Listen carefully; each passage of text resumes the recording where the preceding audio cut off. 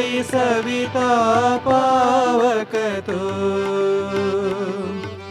ब्रह्ममस्ततो यः वशक्तितो येषु पिता प्रभुतो रुद्रविष्णुतु रामकृष्णतु रहीमताओतु साई रहीमताओतु वासुदेव गोवेश्वरूपतु चिदानन्द हरितु अद्वितीयतु अकाल निर्भय आत्मलिंग शिवतु साई आत्मलिंग शिवतु साई आत्मलिंग शिवतु।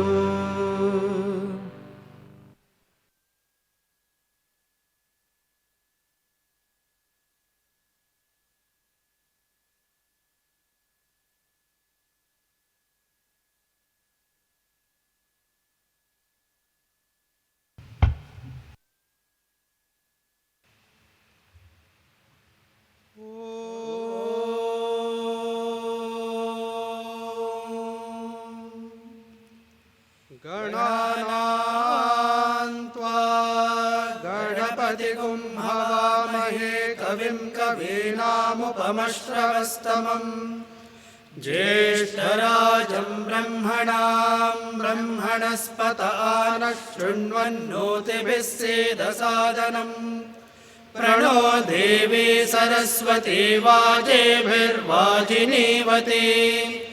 धीनामवित्रयवतु गणेशाय नमः सरस्वत्यै नमः श्रीगुरुभ्यो नमः हरिः ओम्।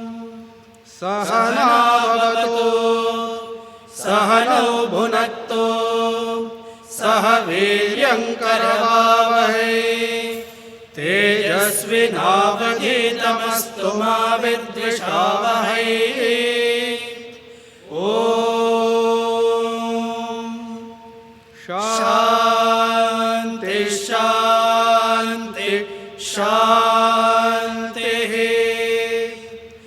अथ पुरुषो ह वै नारायणो कामयत प्रजासृजेयेति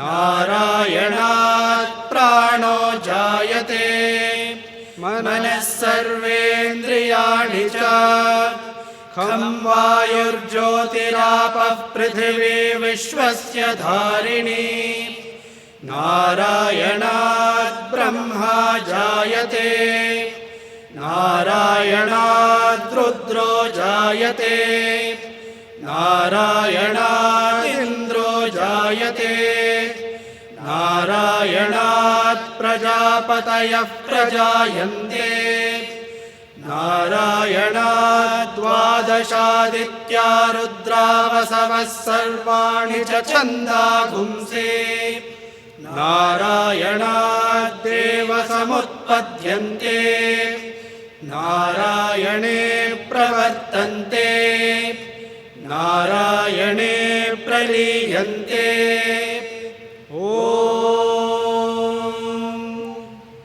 अथ नित्यो नारायणः ब्रह्मा नारायणः शिवश्च नारायणः शक्रश्च नारायणः द्यावा पृथिव्यौ च नारायणः कालश्च नारायणः दिशश्च नारायणः ऊर्ध्वश्च नारायणः अधश्च नारायणः अन्तर्बहिश्च नारायणः नारायण एवेदगुं सर्वं यद्भूतं यच्च भव्यम् निष्कलो निरञ्जनो निर्विकल्पो निराख्यातः शुद्धो देव एको नारायणः न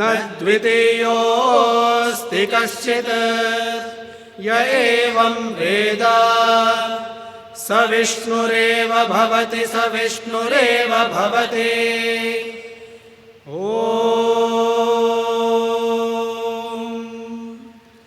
शान्ति शान्ति शान्तिः।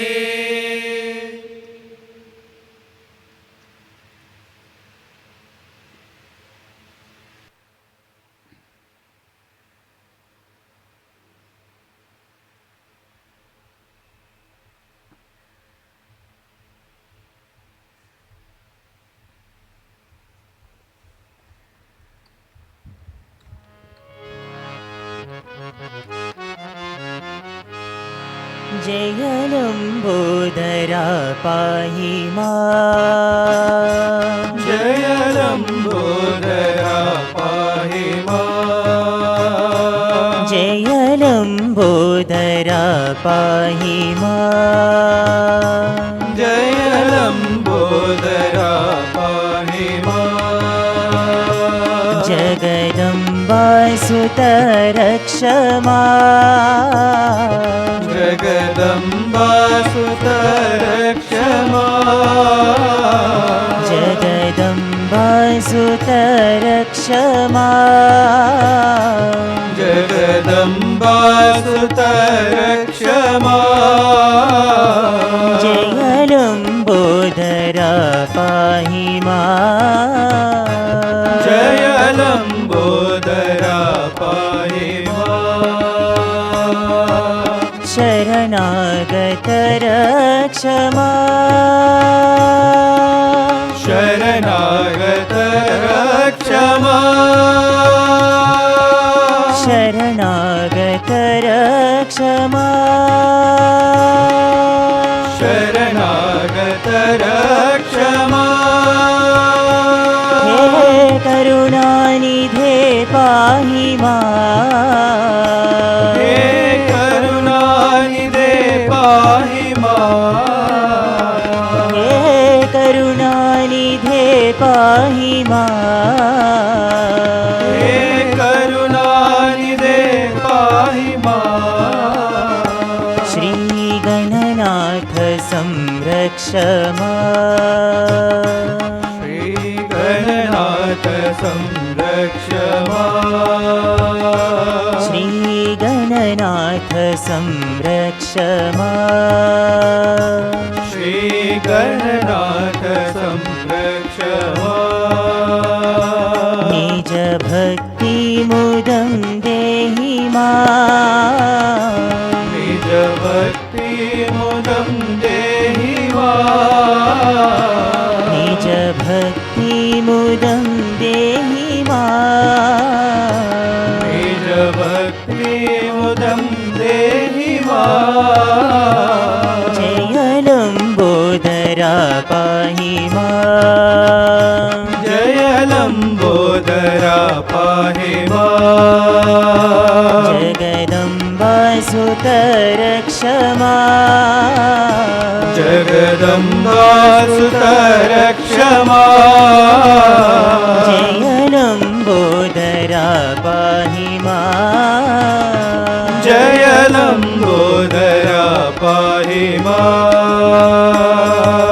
शरणागत रक्ष मां। शरणागत रक्ष मां। हे करुणानिधे पाहि मां। हे करुणानिधे पाहि मां। श्री गणनाथ संरक्ष मां। श्री गणनाथ संरक्ष मां। निज भक्ति मुदं देहि मां। निज भक्ति मुदं देहि मां। निज भक्ति मुदं देहि मां। निज भक्ति मुदं देहि मां। जय लंबोदरा पाहि मां।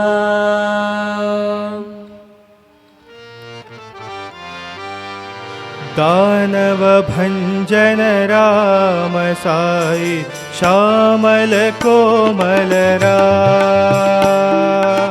दानव भंजन राम साई श्यामल कोमल राम। दानव भंजन राम साई श्यामल कोमल राम। दानव भंजन राम साई श्यामल कोमल राम। हे राम राम जय राम साई राम राम राम। हे राम राम जय राम साई राम राम राम। हे राम राम जय राम साई राम राम राम। हे राम राम जय राम साई राम राम राम।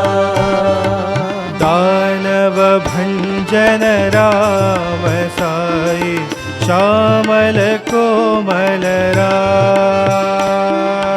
दानव भंजन राम साई श्यामल कोमल राम। दशरथ नंदन राम साई दया सागरा राम। दशरथ नंदन राम साई दया सागरा राम। दशरथ नंदन राम साई दया सागरा राम। दशरथ नंदन राम साई दया सागरा Ram.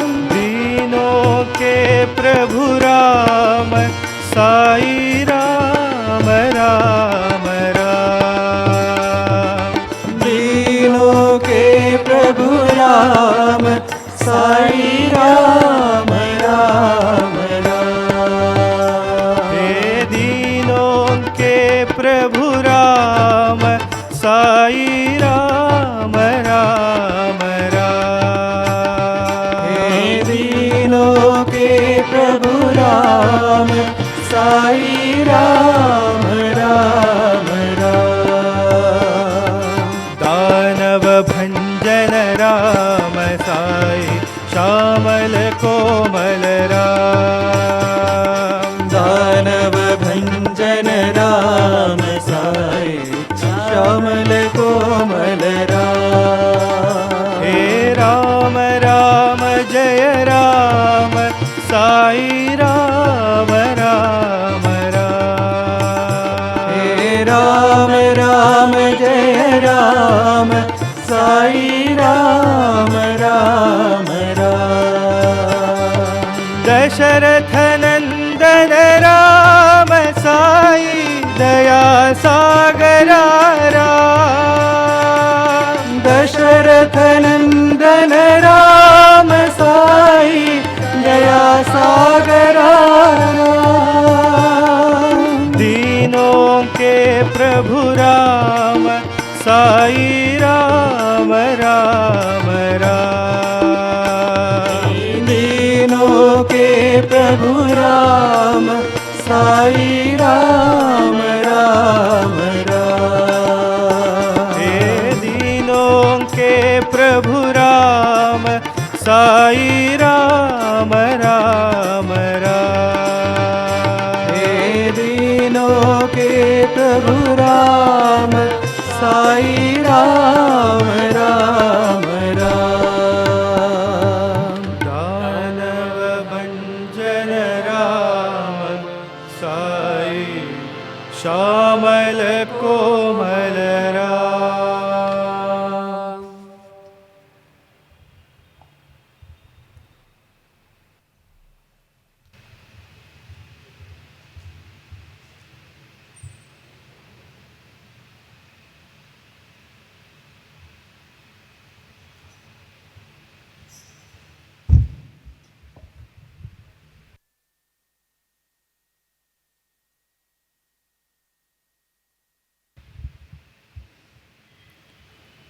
Om Shri Sai Ram, offering myself at the divine lotus feet of my beloved Bhagwan. Respected Director, Warden, teachers, dear elders, guests, and my dear students. Welcome to day 2 of the summer course in Indian culture and spirituality. Yesterday, we had heard a wonderful talk on how the Bhagavad Gita helped Dr. Mahesh Narayan at various points in his life when he had many dilemmas to solve. It shows us all how, when we are just willing to give the scriptures a chance to influence our life, then we will be able to experience the impact of them. We are all very attracted, very much, to a very scientific methodology. Now, this is, of course, due to the influence of education, isn't it? The great spiritual truths mentioned in the scriptures are not things that are unscientific in any manner. Just as science prescribes us to a sequence of steps, one by one, to be followed as a protocol to obtain a certain desired result, so too does spirituality only require the willingness to follow a prescribed path, from which our ancients have benefited, and then we can experience the same bliss that they did. Today's morning session will include a talk from Brother Tribhuvan Sachdev, followed by another talk from Brother Ranganath Raju. This will be followed by a panel discussion on the pursuit of excellence. Before the beginning of the afternoon session, in keeping with the tradition of the summer course that was followed in the yesteryears in the physical presence of Bhagwan, we will be having the most awaited quiz on the topics that have been covered in the summer course till now and those that will be covered this morning. The quiz will be available between 2:20 and 2:50 p.m. in the afternoon and will be available on our LMS portal. The afternoon session will begin with 3 p.m. with an impact workshop on a day in the institute, followed by the valedictory session. As a sequel to the lessons from the Bhagavad Gita yesterday, today morning we have as the first speaker Brother Tribhuvan Sachdev sharing his views on the topic Lessons from Mahabharata. Brother Tribhuvan Sachdev completed his higher education at the Sri Satya Sai Institute of Higher Learning, Prashanthi Nilayam, between 1979 and 1985. He was the first batch of the college which started in Prashanthi Nilayam. He hails from a family which is totally involved in the Sai mission. He is also a Balvika student. In his journey as a student in SSS IHL, he had the good fortune of taking part in lead roles in various plays which were directly directed by Bhagwan. With special directions from Swami, he served as the lecturer of commerce and management studies in the Bhagwan's Institute at Prashanthi Nilayam for 2 years from 1985 to 87. He is fortunate to have received innumerable interviews with Bhagwan, and he was a regular bhajan singer in the Prashanthi Mandir Bhajan group. He is currently serving in the Sai mission at various capacities, such as the Secretary of the National Council of 100 Satya Sai schools in India, the Secretary of the Sri Satya Sai Vidya Vihar School in Indore, and a faculty member of the Institute of Satya Sai Education India, to name a few. I invite Brother Tribhuvan Sachdev to address the August gathering. Sai Ram.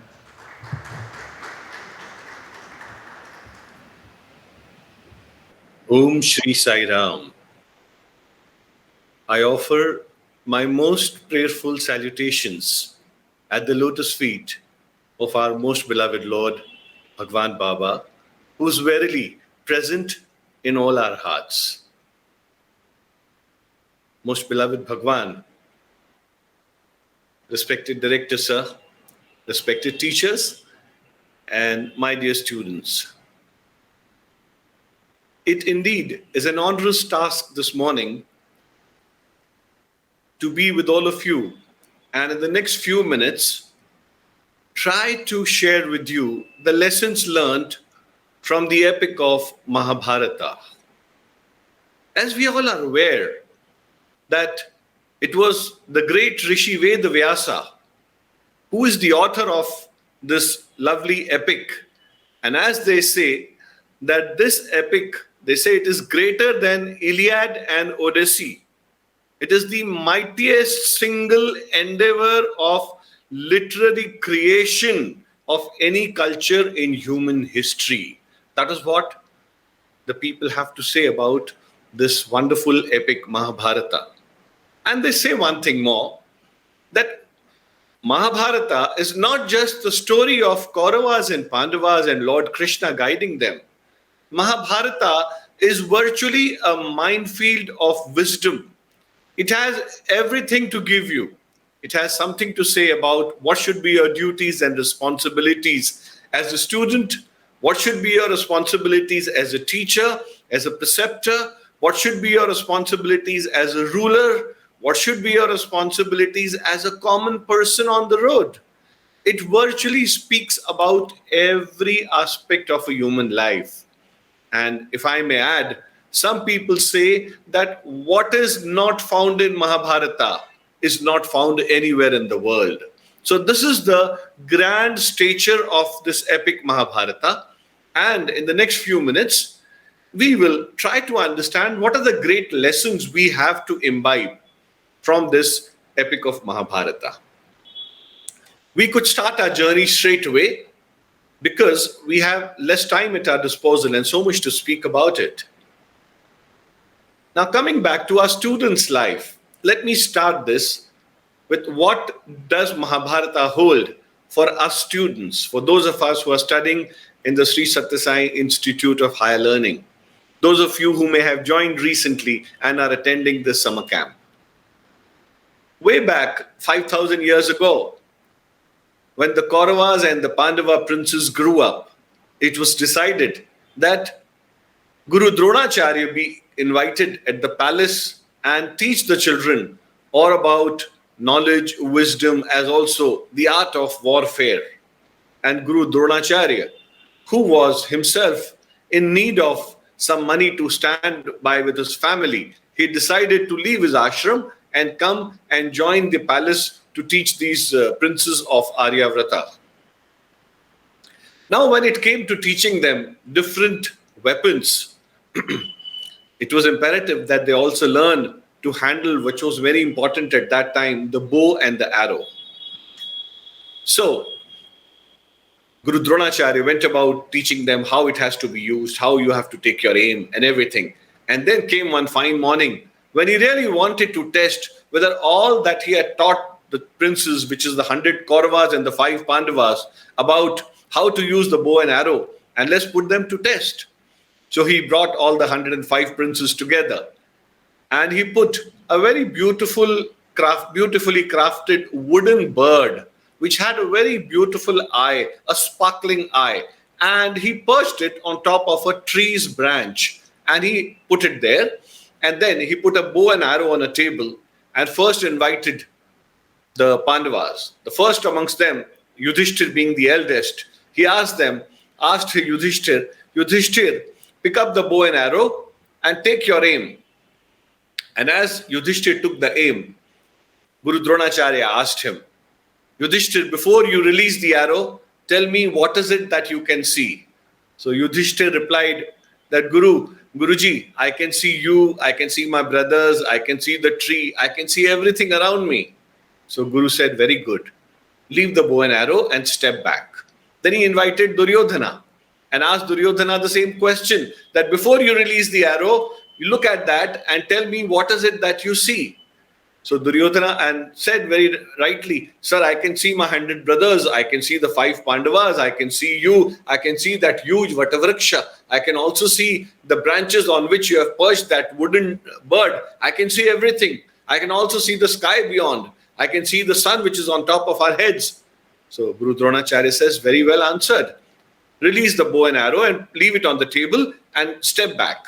Now, one by one, he invited everybody. Everyone had something similar to say as to what they could see. In the end, he got exasperated and he looked at his best pupil, whom he had a soft corner for because he had great expectations from Arjuna. And he invited Arjuna and he said, Arjuna, pick up the bow and arrow and now take aim. And as he took aim, he asked him, Arjuna, what is it that you see in front of you? So Arjuna said, Guruji, I'm sorry, I cannot see anything in front of me. All I am able to see is that wooden bird which you have planted on top of that tree.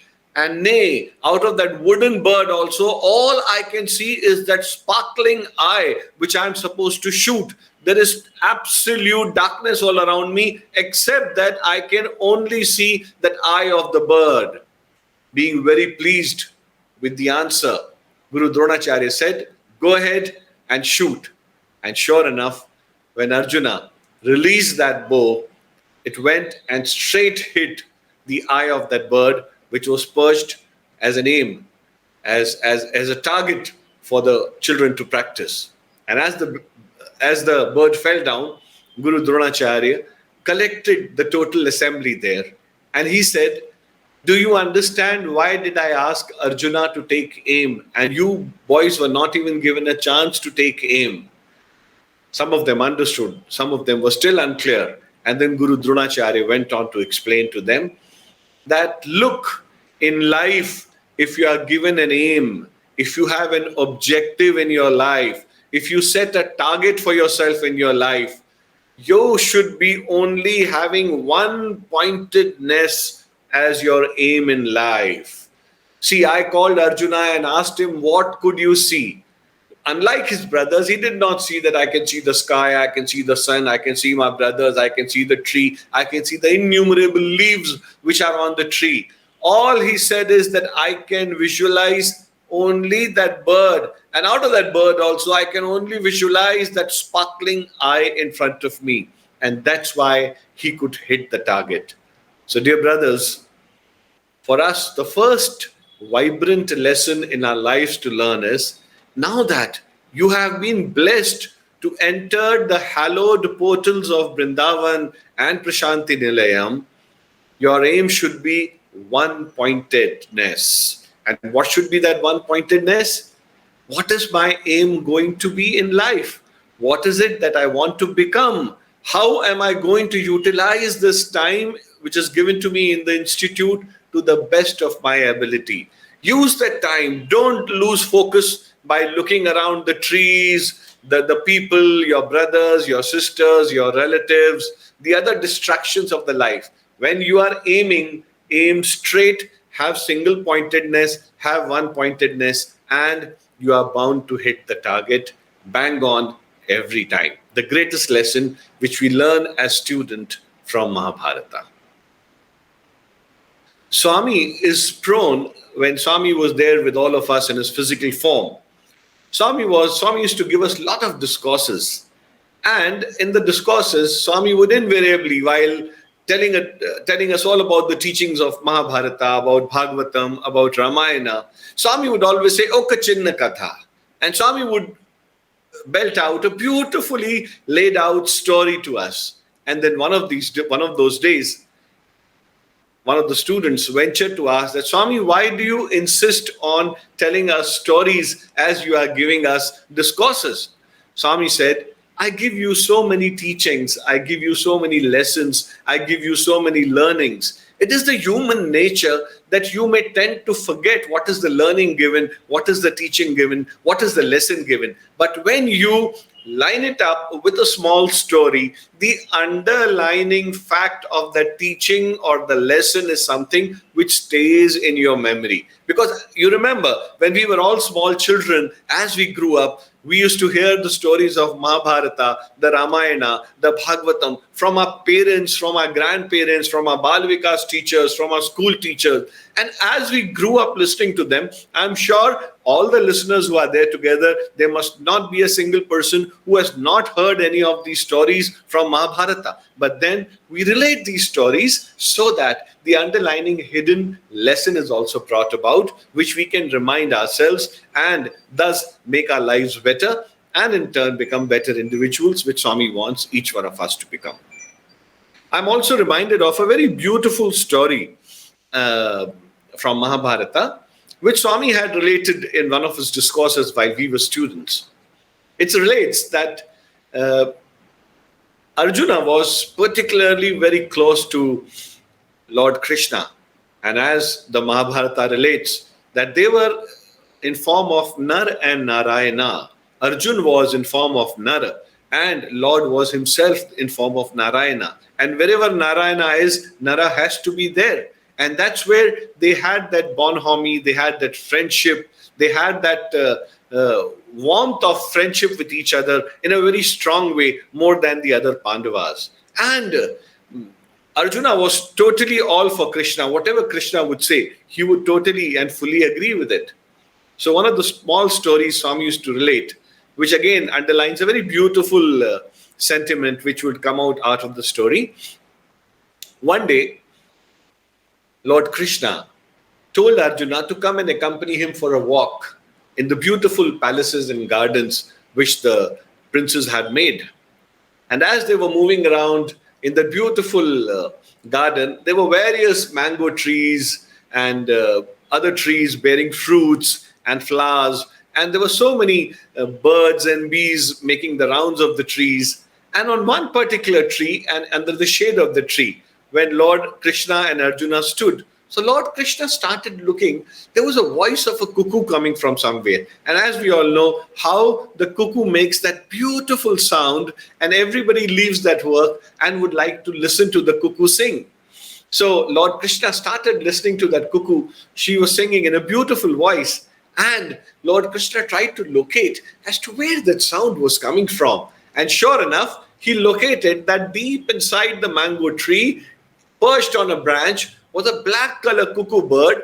And looking at Lord Krishna, it was giving those cooing sounds, those beautiful sounds, and which were attracting Lord Krishna. So Lord Krishna told Arjuna, "Oh Arjuna, look at that beautiful cuckoo on that tree. Do you see it?" So Arjuna took an effort. He could not see it at first. And then he located, yes, there was a bird perched up on the branch, and it was that cuckoo, and it was singing beautifully. And he looked at it and he folded his hands and he said, "Yes, Lord, now even I can see that there is a cuckoo and it is singing in that beautiful voice." And then Lord Krishna said, "It is all black. It is very difficult to make out whether it is a cuckoo or a crow." So Lord Arjuna said, "Yes, Swami, it is that way only." Then he said, "No, it is not cuckoo actually. I am mistaken. What I pointed out to you, it is actually a crow." So Arjuna again looked and he said, "Yes, Lord, it could be a crow. You are right, it is a crow." Then Lord Krishna again looked at Arjuna and he said, "No, Arjuna, I don't think it is a crow." Then Arjuna looked very confused look he gave to Lord Krishna. And he said, "Lord, then what is it?" He said, "I think it is a pigeon." So he looked at it. He could see a cuckoo. But he said, when Lord Krishna is saying it's a pigeon, it can be a pigeon. So he said, "Yes, Lord, it could be a pigeon." Then again, Lord Krishna started laughing and kept on looking at that branch. And he said, No, it is not a pigeon. It is a swan, a white color swan, which is sitting on top of that branch. So Lord showed that to Arjuna. Arjuna looked up and he said, "Yes, Lord, it could be a swan. Yes, it is a swan." And then he said, "No, Arjuna, why can't you see? What's wrong with your eyes? It is neither a crow, it is neither a cuckoo, nor a pigeon, nor a swan. It is a peacock which is perched up on that branch." Now again Arjuna looked and he looked at it and he said, "Yes, Lord, it can be a peacock. Yes, Lord, it's a peacock." Now Lord Krishna showed as if he was irritated with the answers given by Arjuna. And he said, "Arjuna, hasn't God given you two eyes and an intellect to make out what it is? When I showed you that it is a cuckoo, it was obviously a cuckoo because it is making that discreet, beautiful sound which only cuckoo is capable of making it. How can you say it is not a cuckoo? And how can you say it is a crow? The crow makes a very irritating sound. It is not a very pleasant to ears. How can you not say that? And how can you say it's a pigeon? How can you say it's a swan? How can you say it's a peacock? Just because I am saying that it is a cuckoo, you say it's a cuckoo. When I say it's a crow, you say it's a crow. So haven't you got any intellect? Haven't you got any capacity to think for yourself? What is that bird? Then looking at Lord Krishna, Arjuna folded his hands and he said, yes, Lord, with your grace, I'm endowed with my intellect. I'm endowed with intelligence. I also have two eyes to see which bird is sitting there. But Lord, when you yourself as the master of the universe tells me that it is not a cuckoo, it is a crow, so I have to say it is a crow. When you say it is not a crow, it is a pigeon, I have to say a pigeon, it is a pigeon. I have to say it is not a pigeon, I have to say it's a swan. I have to say and agree to what you say that Lord, it is not a swan, it is a peacock. So then Krishna said, why do you say so? So he said, Lord, if it is not that, you have the capacity to turn a cuckoo into a crow into a pigeon into a swan, and a swan into a peacock. So Lord, whatever you say, I believe in whatever you say, because even if it is telling my eyes that it is a cuckoo and not a swan, it is black but not a white. But Lord, with your mercy, with your power, with your ability, you can turn that. So who am I to deny? So Lord, whatever you say is correct. I believe whatever you say is correct. Lord Krishna was very pleased with this answer. And what is the great lesson we learned?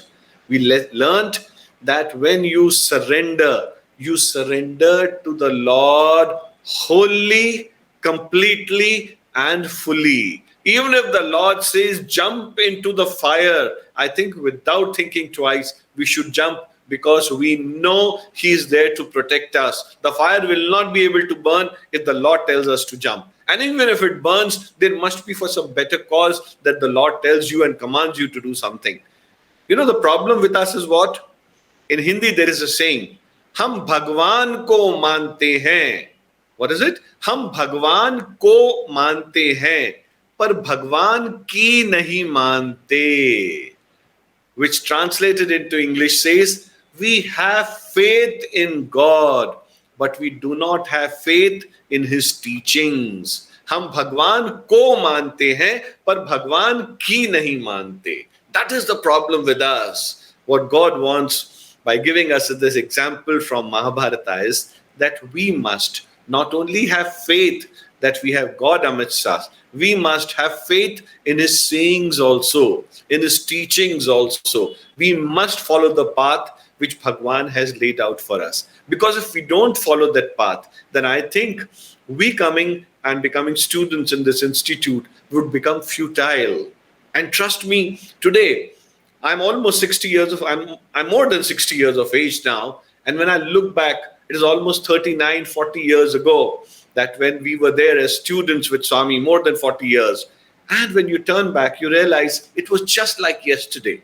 It was just like last month. It was maximum just like a year ago that I was there as a student. And all those beautiful moments spent with the Lord, they come back to you like a memory, like a lightning, and then they guide you throughout your lives. Whenever you are on probably on a way where you can have a step to take, as a right turn to take or a left turn to take, God is there to direct you, guide you, because that God is there in your heart. You have to learn to listen to the voice of your conscience, to that God, to that Swami, to that Lord Krishna who's hidden in your heart. And when you do that, you can never go wrong. And this is the greatest teaching I have understood in this life, that if you have to follow God, you have to follow your inner conscience inside. I remember when I was a student in Swami's college between 1979 and 87, as my brother just said, there were many occasions Swami would give us a discourse and Swami would tell us one line, tell me your company and I shall tell you who you are.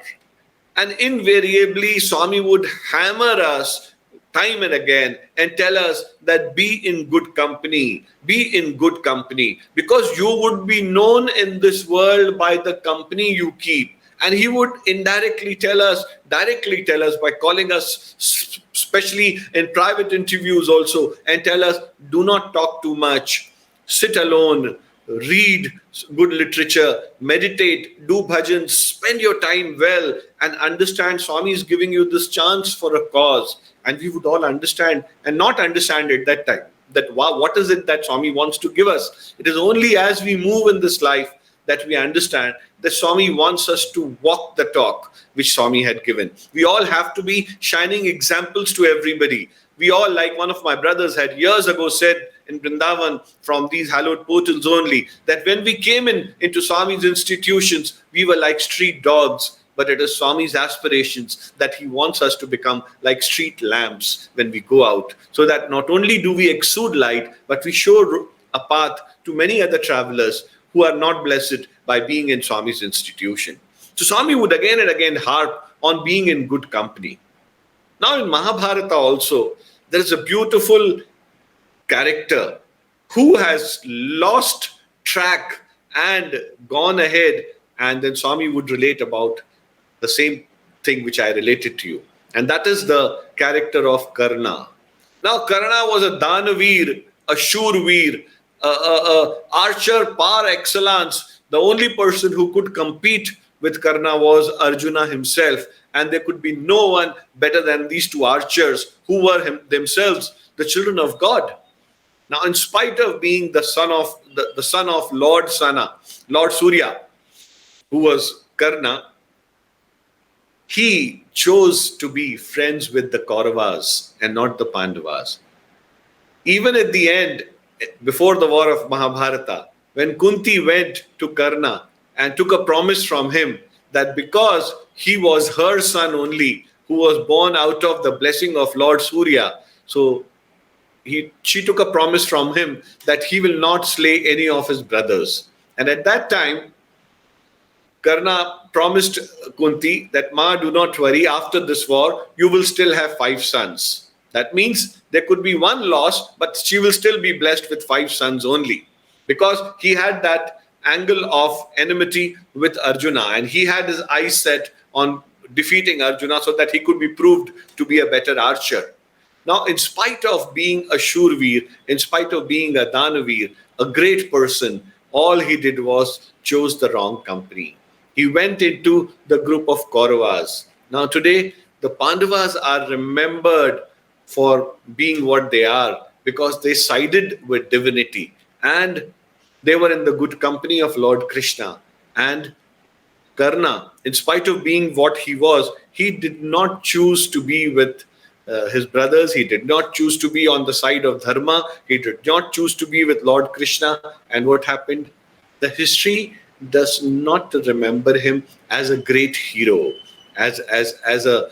They say that he had a great character, but then again, as Shakespeare would say, there was a flaw in this character, that there was this negativity of being in the wrong company.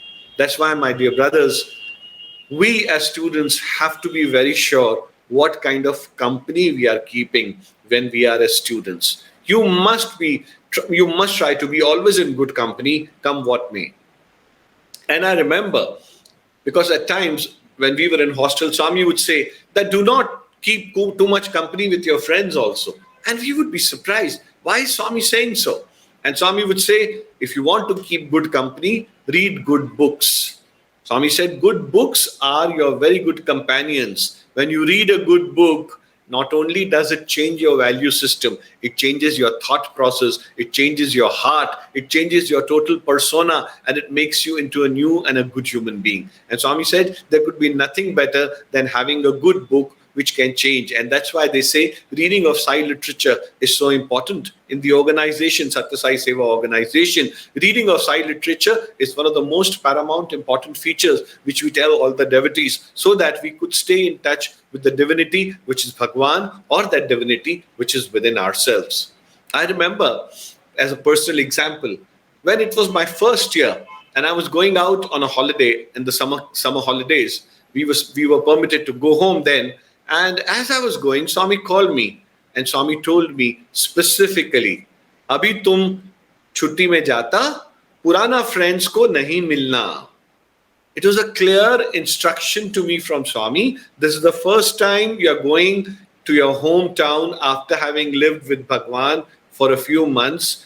As you reach home, do not go and meet your old friends. Because at that time, Swami knew that the plant which he has, the seed which he has sowed into the sands of Prashanti Nilayam is just basically coming out as a small plant, and that plant needs that protection of good company. The plant needs that protection of the divine company, and hence Swami told me categorically, do not go and meet your old friends.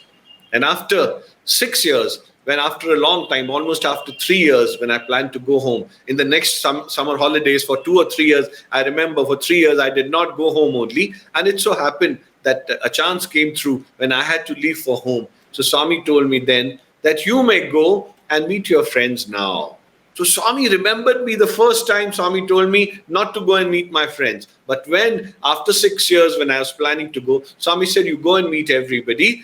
And you can go and meet your friends also, because I had specifically asked Swami whether I can meet. And Swami said, yes, you could go. Because at that time, Swami was probably sure that I will be able to stand my ground and I will not be able to sway by that bad company which the earlier friends were. And as luck would have it, when you are in the company of the divine, your mindset changes, your heart changes, your value system changes, and you are attracted only towards what is good, what is divine, and you automatically go towards divinity. This is the greatest learning. So, my dear brothers, always try to be in that good company, which is the greatest lesson we learn from Mahabharata. Now, we also have a question that, what should we be praying to Bhagwan when we pray?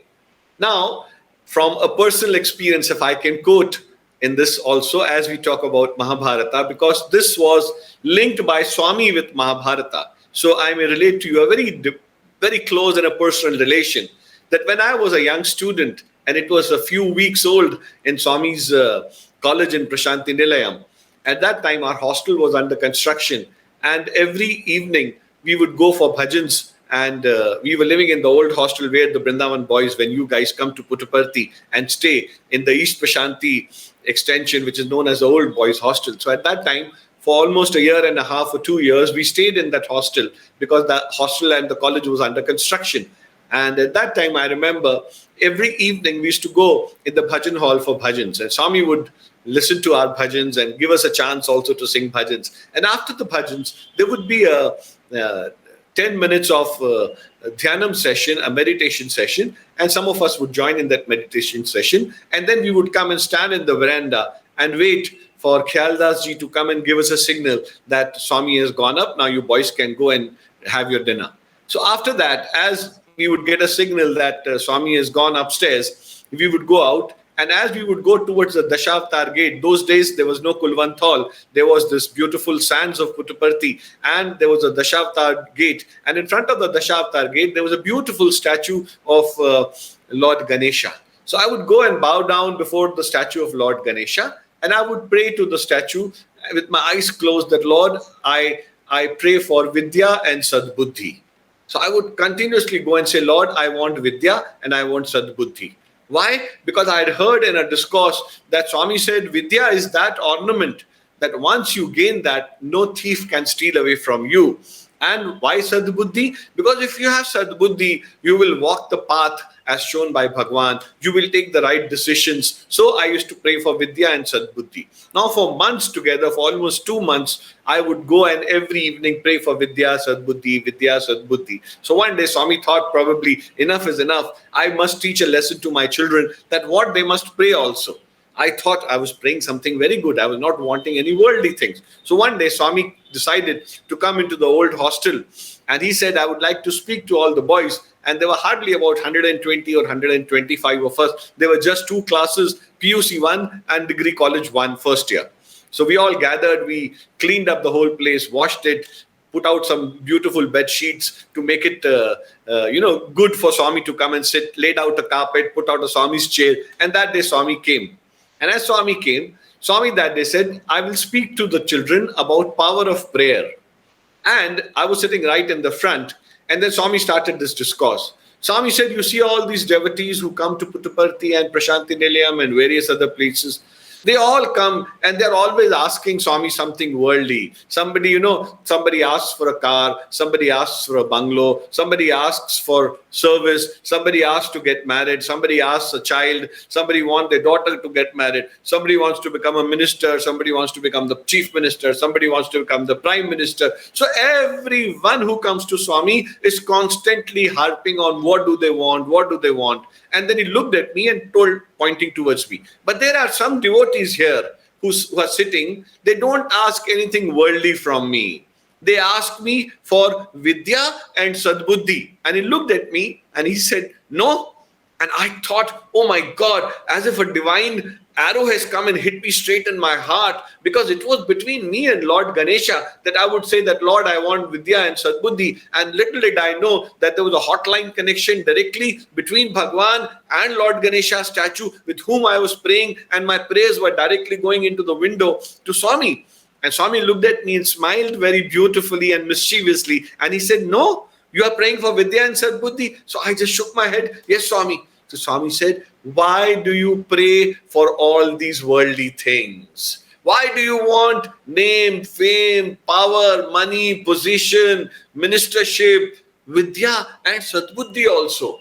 Do you know what you should ask in your prayers? Now we all drew a little closer to Bhagwan and we looked at Bhagwan and he said, yes, Swami, please tell us, what is it that we must pray? And then Swami said, in your prayers, when you pray every day, pray for me and me alone. When you pray for me, I have everything in my hand. Name, fame, power, money, Vidya, Sadbuddhi. I'll give you everything. But if you ask for Vidya, you will get only Vidya. If you ask for Sadbuddhi, you will get only Sadbuddhi. If you ask for money, you will only get money. You ask for name or fame or position, you will only get that, but you will not get God. But when you ask for God Himself, God will happily give you name, fame, power, money, Vidya, Sadbuddhi, everything, because God has everything in your hands. And then Swami related a story from Mahabharata, which is what I'm trying to gain at. Swami said, it was that time of that era when it was declared that the war of Mahabharata has to be fought. And when the Mahabharata war had to be fought, it was decided that through whose side would Lord Krishna fight. So Duryodhana decided one afternoon to go down and ask and pray to Lord Krishna, because Lord Krishna was a full-fledged king. He also had an army. He had elephants, camels, horses, astras, shastras. So he wanted him to fight from his side. Arjuna also thought that let me go down and pray that Lord Krishna should fight this war from our side. So Duryodhana reached a little early, and after a while Arjuna also came. And at that time, Lord Krishna was taking an afternoon nap. And as he was taking an afternoon nap, Duryodhana was sitting near Lord Krishna's head, and Arjuna came and sat on Lord Krishna's feet. So the moment Lord Krishna got up from his siesta, he saw Arjuna sitting in front of him. And he said, oh, Partha, what a surprise, you are here while I was resting. And as he got up, then Duryodhana said, Lord, I am also here and I have come first. So then he made him sit also in front of him, welcome both of them. And then Bhagwan is relating the story to us. Then Swami said, Lord Krishna said, though he knew why they have come, he said, why have you come? So since Duryodhana, you are the first person to have arrived this afternoon, I give you the first choice. What is it that you want? Please tell me. So he said, Lord, this war of Mahabharata is going to be fought. So it is very imperative for us to understand through whose side will you fight this war. We want that you should fight from our side. And then Lord Krishna looked at Arjuna and he said, Parth, what is it that you want? So he said, Lord, I have also come for the same reason, that we would want that while this war is being fought, you should be on our side. So Lord Krishna said, I am in a confusion now. Both of you are asking for the same thing, but let me make a declaration this afternoon. On one side would be my army, with all the elephants, horses, camels, chariots, the soldiers, astras and shastras. And on the other side would be me alone, and that too without any weapons. I will not fight this war. I would be there in capacity, advisory capacity with any party. So now you decide, what do you want? Do you want me or do you want my army? Now Duryodhana started thinking that I have Bhishma Pitama on my side to advise me. I have Dronacharya to advise me. I have my Mama Shakuni to advise me, so many other intelligent people to advise me. And Lord Krishna is no doubt a great warrior. And if he's not going to fight a war, then I don't think so. I will miss out. I would rather take his army. So he said, Lord, I want your army. And Krishna gave him the army. And Arjuna was beyond words. He fell down at Lord Krishna's feet and he said, Lord, I want only you and you alone, because I am assured that Vijaya will come to only that person on whose side Lord Krishna is standing. These weapons, these soldiers, these elephants, these horses mean nothing to me, Lord. Dharma will win where Lord Krishna is there. So then Swami said, look, history itself is a witness to this fact that Duryodhana asked for worldly things, for name, fame, power, money, everything he asked from Krishna, which Krishna gave him. But Arjuna asked for Lord and Lord alone. And what did he gain? When he got the Lord, he won the war of Mahabharata, he got his kingdom, he got name, he got fame, he got power, he got money, he got palaces, he got everything. And more than that, he got the Gita Gyan, which nobody else could have got it. So that Gita Gyan was given to Arjuna, Swami said, for the whole humanity, to Arjuna. So imagine when you are given a choice in this life, always ask for God and God alone. And you can never be a loser. So this is a great lesson that afternoon Swami taught us. And from that day, in my prayers, I have been praying to Swami that Swami, I want you and you alone. And trust me, my dear brothers, Swami is that divine mother that without speaking a word, he's like that mother who knows what is it that you desire. Even if you desire any worldly things, don't think of that worldly thing. Just say, Lord, I want you. And when you say, Lord, I want you, as a divine mother, she will bestow on you what your heart desires. Because when your human mother knows without you asking what you desire, would the divine mother, who has love of 1,000 mothers, not know what is it that you require? So dear brothers, always remember from this example of Mahabharata that we have to pray and aspire for God and God alone. And when we aspire for Him, we get everything else in this world. There is a very beautiful episode which is not heard of by many people. When the war of Mahabharata was declared, every king in the Aryavrata, in this whole holy land of India, at that time Bharatvarsha, had to take side whether they would be fighting war from the side of Kauravas or they would be fighting war from the side of Pandavas. So then, from the state of Karnataka, at that time it was known as Udupi. From Udupi, the king came and he met Lord Krishna first. And he said, Lord, I know this is not just a single war of between two brothers and their families. It is a war of dharma. And I am confused which side I should fight for. And I don't want to take any sides of either the Kauravas or the Pandavas. But Lord, I have one small little query to make before you. Can I make this prayer and can I make this small query to you? So Lord Krishna said, yes, dear brother, ask me what is it that you want. He said, Lord, there is 11 Akshohani Sena from Kaurava side and 7 Akshohani Sena. That means it totals up to roughly 50 lakh soldiers fighting right from morning till evening. Who is going to prepare food for these people, Lord? Who's going to take the responsibility of feeding all these 50 lakh soldiers? So Lord Krishna thought for a while and he said, there is only one person who's capable of running a kitchen for 50 lakh soldiers single-handedly, and he's Bhimasena. He's Bhima, but he himself would be involved in the war. So whom can I entrust this duty? So he looked mischievously at the king of Udupi and he asked, now that you have asked this question, I'm sure you must be having a plan. And then the king of Udupi said, Lord, I have come here with my army. But if this holy responsibility is given to me, So I will prepare food in the morning before they go, and in the evening when they come back, according to the choice as Bhagavan would permit. So Krishna said, yes, this is a good chance. You can serve everybody. You make food for 50 lakh people every day.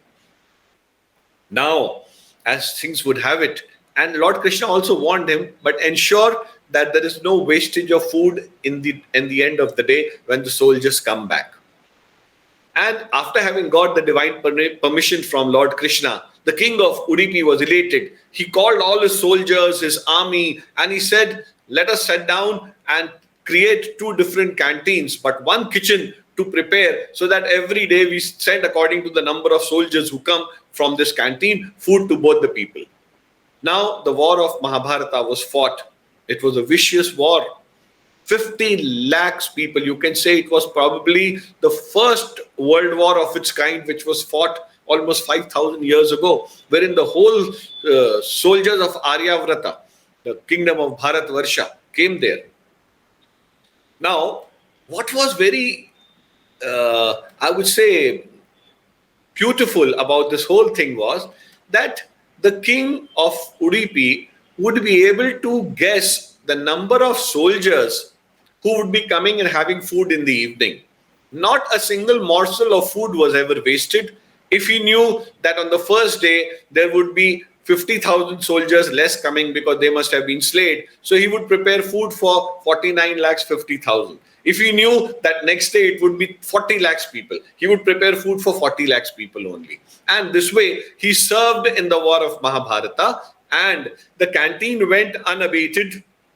Not a day was seen where the food was prepared more or the food fell less and some soldiers had to go hungry. And sure enough, as Dharma would have its wont, Yudhishthir won the war of Mahabharata with the blessings of Lord Krishna.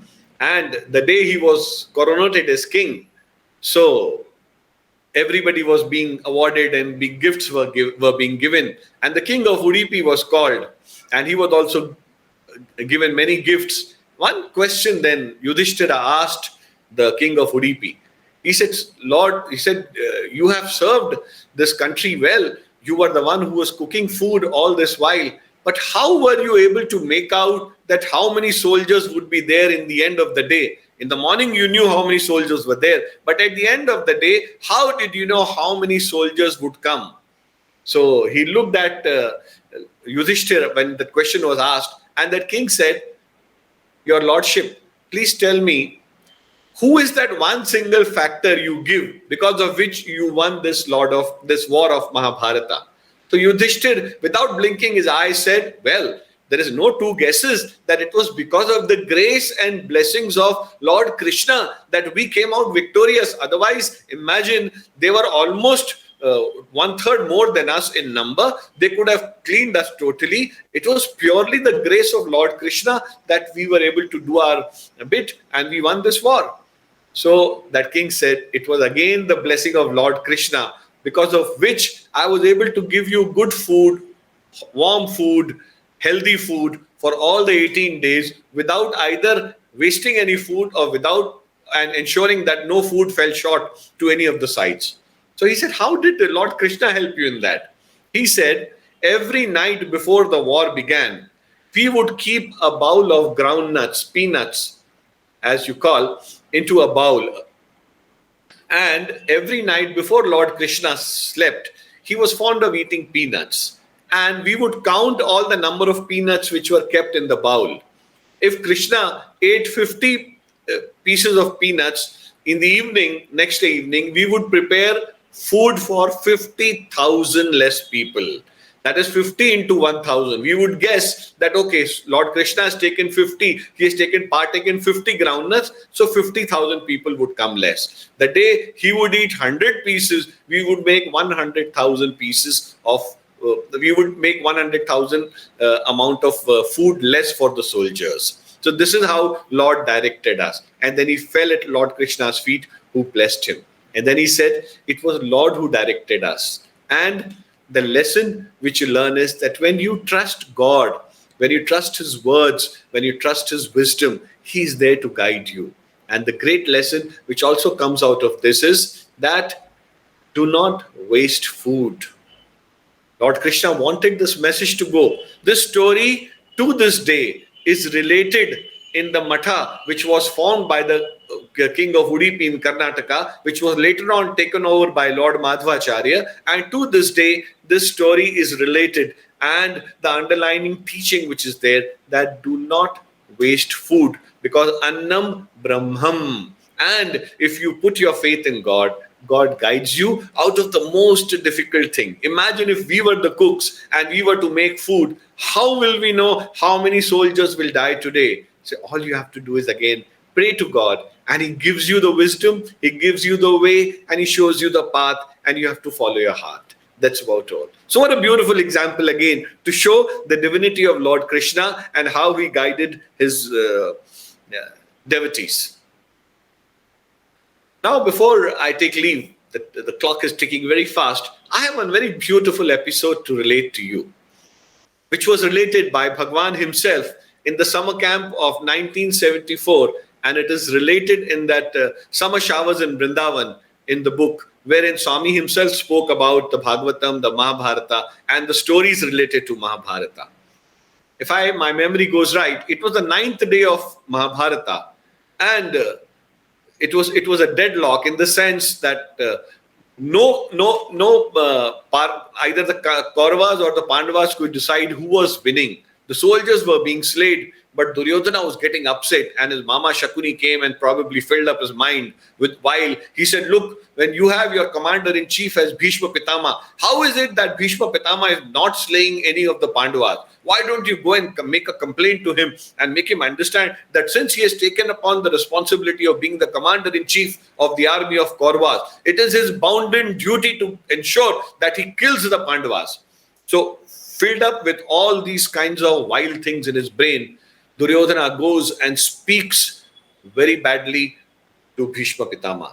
And in fact, blames him that you have love and affection for Pandavas more than the Kauravas. And even though you had promised that you would ensure that you will take care of the throne of Bharatvarsha, but you are not doing it, and you are taking side of Pandavas, and being hurt very badly by this wild words of Duryodhana. That day itself, Bhishma Pitama took an oath that tomorrow I am going to slay all the Pandavas, come what may. This is again a Bhishma Pitama said, this is again a vow which I am taking. No sooner did he took this vow, like a jungle fire, this news spread that Bhishma Pitama has taken this great vow of slaying all the 5 Pandavas tomorrow. Now, the Pandavas knew that we have Lord Krishna with us, but Draupadi was concerned that what if all my 5 husbands are slayed by Bhishma Pitama? How am I going to sustain? And if we lose this war of Mahabharata, if my husbands are slayed, because the war of Mahabharata can only be won if the Pandavas are kept alive. Being very worried, being very concerned, she goes down into the chamber of Lord Krishna in the evening, and she prays to Lord Krishna, falls down at his feet and cries. She washes Krishna's feet with the tears, and she says, Lord, you have saved me from earlier problems also. Now when Bhishma Pitama has taken this vow that he's going to slay all my 5 husbands tomorrow, what is the way out? Lord, please help me, please guide us. How can we do it?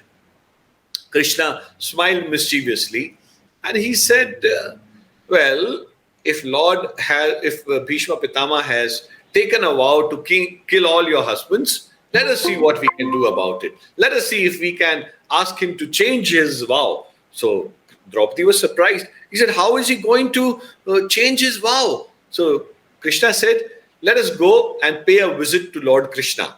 And then he explained the plan to Draupadi, not to reveal to anybody. And in the dead of night, when Lord Krishna came out of his camp and Bhishma Pitama was relaxing on his camp, the sleep was far away from his eyes. He was concerned that in anger, I have taken this vow and I have to kill my nephews tomorrow. And he was under tremendous pressure and he was not sleeping.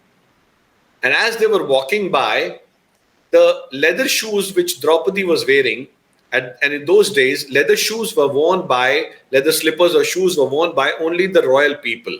And as they walked, the leather shoes make that chee-chaw sound, that typical sound. And when the sound made, the bodyguards, the soldiers, the helpers, they could make it out that somebody from the royal family is coming, and they would put their necks down and stay alert. So as they walked towards the camp of Bhishma Pitama, the slippers of Draupadi were making a lot of sound, and Krishna knew that everybody would know that somebody from the royal family is coming to pay a visit to Bhishma Pitama. So he asked Draupadi to take out her slippers. And as Draupadi took out the slippers, she didn't know where to place. So Lord Krishna took those slippers and put them under his armpit. And he said, "You continue walking." And as per the plan, they knocked at the camp of Bhishma Pitama. And there was dark. Draupadi had put her pallu in front of her face, so her face was partially hidden, but her dress showed that she was a royal princess who had come to pay a visit. And in the dark of night, with the small lamps burning, as she knocked at the camp of Lord Bhishma, Bhishma said, "Yes, come in." And as she walked in softly and gracefully, Lord Krishna was hiding behind. He did not enter. And as per plan, she came first and fell at Bhishma Pitama's feet. And as she fell down at his feet, she said, "Pitama, please bless me." And as she fell, Bhishma Pitama blessed her. And what was the blessing? Akhanda Saubhagyavati Bhava. Because he saw that a married lady, a woman of royal background, is coming and falling at my feet, and she's asking to be blessed. And so he blessed her, Akhanda Saubhagyavati Bhava. That means, may your husbands live forever.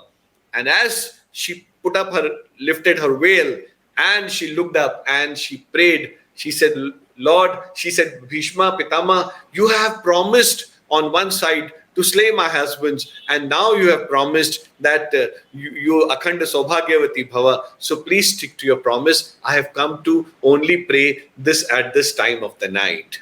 Now Bhishma Pitama had a smile on his lips, and he said, "Draupadi, this is the master crafter game you have played on me. This cannot be just your thought that you came bare feet all this while on the sand and on this thing, and you came into my camp and you fell at my feet. Whose plan was this? Tell me, Draupadi, and don't lie to me, because now I have blessed you with Akhanda Saubhagyavati Bhava." So Draupadi, not wanting to lie before Bhishma Pitama, she went out and brought Lord Krishna with him. And Lord Krishna was giving that ever mischievous smile with his face down. And Bhishma Pitama said, "Kanhaiya, how many times will you keep on playing this divine drama? How will you? It is only your blessing which will save these Pandavas. I bow down to you. I bow down to your politics. I bow down to your wisdom. I bow down to you for having enacted this role from Draupadi." And then he noted that, oh my God, Lord Krishna is hiding the slippers of Draupadi under his armpit. And he had tears flowing out of his eyes. And he looked at Lord Krishna and he said, "Lord, what a wonderful God you are. If God himself decides to carry the burden of the slippers of his devotees, how can anybody win against those devotees?" And then he said, "Lord, I am humbled that you are willing to even carry the slippers of your devotees. And if you are willing, as the Lord of this universe, the slippers of your devotees, how can anybody harm them? How can anybody kill them? How can anybody defeat them? So Lord, I pray to you. I say that you are the greatest, you are the best." And he seeks blessings from Lord Krishna. And then Lord Krishna comes out, and as the story goes, the next day, he could not kill the 5 Pandavas. And it was the 10th day that Lord, under the directions of Lord, it is Arjuna who slays with Shikhandi, he slays Bhishma Pitama. So this is the beautiful lesson which you learn, that when you have the Lord on your side, the world cannot defeat you. So my dear brothers, we must remember there are innumerable number of lessons we can learn from Mahabharata. But this beautiful lesson should be with us in our lives, that be always on side of God. Be always with side of God. Let God walk with you. And when God walks with you, the world cannot harm you. With these few words, I would like to first wholeheartedly thank Bhagwan for having bestowed this beautiful opportunity on me to share my thoughts with everybody. I would also like to thank Director Sir for inviting me on this beautiful occasion. And I pray to Bhagwan that may he bless all the children, all the teachers, everybody, all of us, so that we become shining examples of what Bhagwan wants each one of us to become. Jai Sai Ram.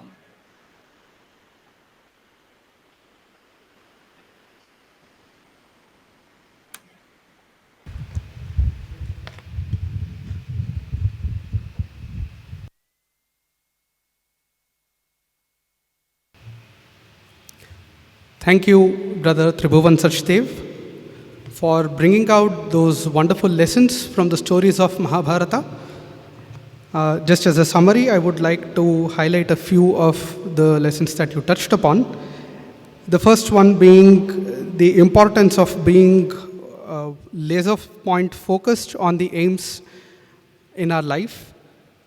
And the other most important aspect being surrender to the Lord completely, for that would take us through all sorts of trials and tribulations. Thank you once again. I now have the pleasant privilege and the joy in inviting one of our own alumnus, Brother Ranganath Raju.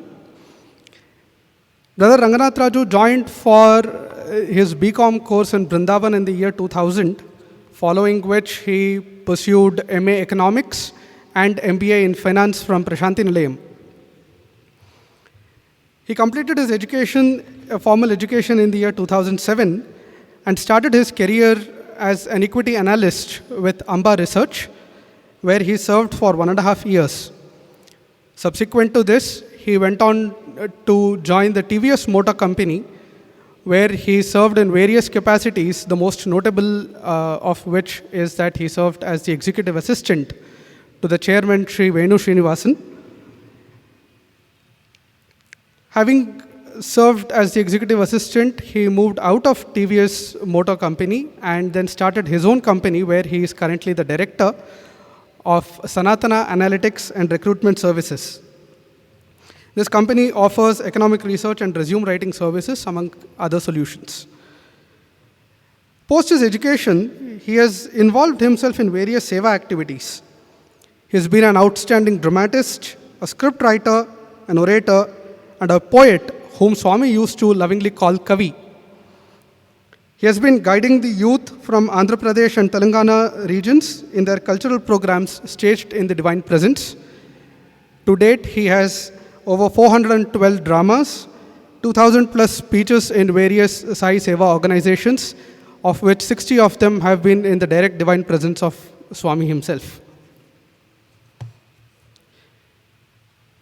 His active participation in the Sri Satya Sai Vidya Vahini program is only evident from the fact that he served as a bridge between Sri Satya Sai Vidya Vahini and the TVS Motor Company, and he was instrumental in bringing on board the leadership team of TVS to Vidya Vahini program as well.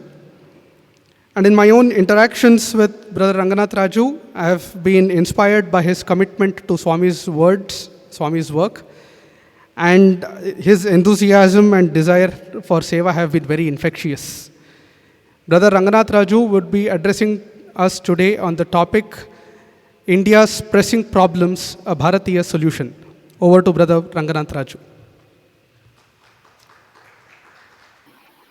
ಇದ್ದ ಸನಂದಾದಿ ಸಿದ್ಧ ಸಂಸೇವಿತುನಿ ಶಾಂತ ವಿಗ್ರಹೋ ನಿವಾತುನಿ ಕಮನೀಯ ಲೋಕಮಂಗಲದಾಯಕುನಿ ಶಿವುನಿ ವಿಶ್ವಬಂಧುನಿ ಜಗತ್ ವಿನುತೇಷ್ಟ ಗುಹ್ಯಕ ಸಾಧ್ಯ ಯಕ್ಷೋ ರಕ್ಷಣಾಥ ಕುಬೇರ ಸಂಸೇವಿತುನಿ ದುರ್ವಾರ ಬಲುನಿ ಉಚಿತ ತಪೋ ಯೋಗ ವಿದ್ಯಾನುತಿನಿ ಸತ್ಯ ಸಾಯೀಶ್ವರ ನೇನಂ ರೊಕ್ಕೆದನು ಯಜ್ಞೇಶ ವಿಶ್ವಂಭರಾಕ್ಷತ ಶಿವನಮಂಗಲ ನಮಧೇಯ ಲೋಕಸ್ವರೂಪ ಆಪನ್ನ ಭಕ್ತಿ ಜನಾರ್ತಿ ವಿಖಂಡನ ದೀಕ್ಷಿ ಲೋಕಾಧಾರ ತೀರ್ಥಪಾದ ವಿಶ್ವೋದ್ಭವ ಸ್ಥಿತಿ ವಿಲಯ ಕಾರಣಭೂತ ಸಂತತಾನಂದ ಶಶ್ವತ್ ವಿಲಾಸ ವಿನುತ ಮಂದಾರ ಗುಣಹಾರ ವೇದ ಪ್ರಣತವತ್ಸಲ ಪದ್ಮಾಕ್ಷ ಪರಮಪುರುಷ. Offering myself at the lotus feet of the Lord, dear teachers, brothers, Sai Ram.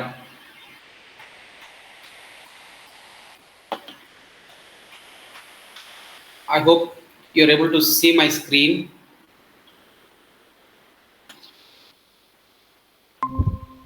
Yes, proceed, brother. Yes.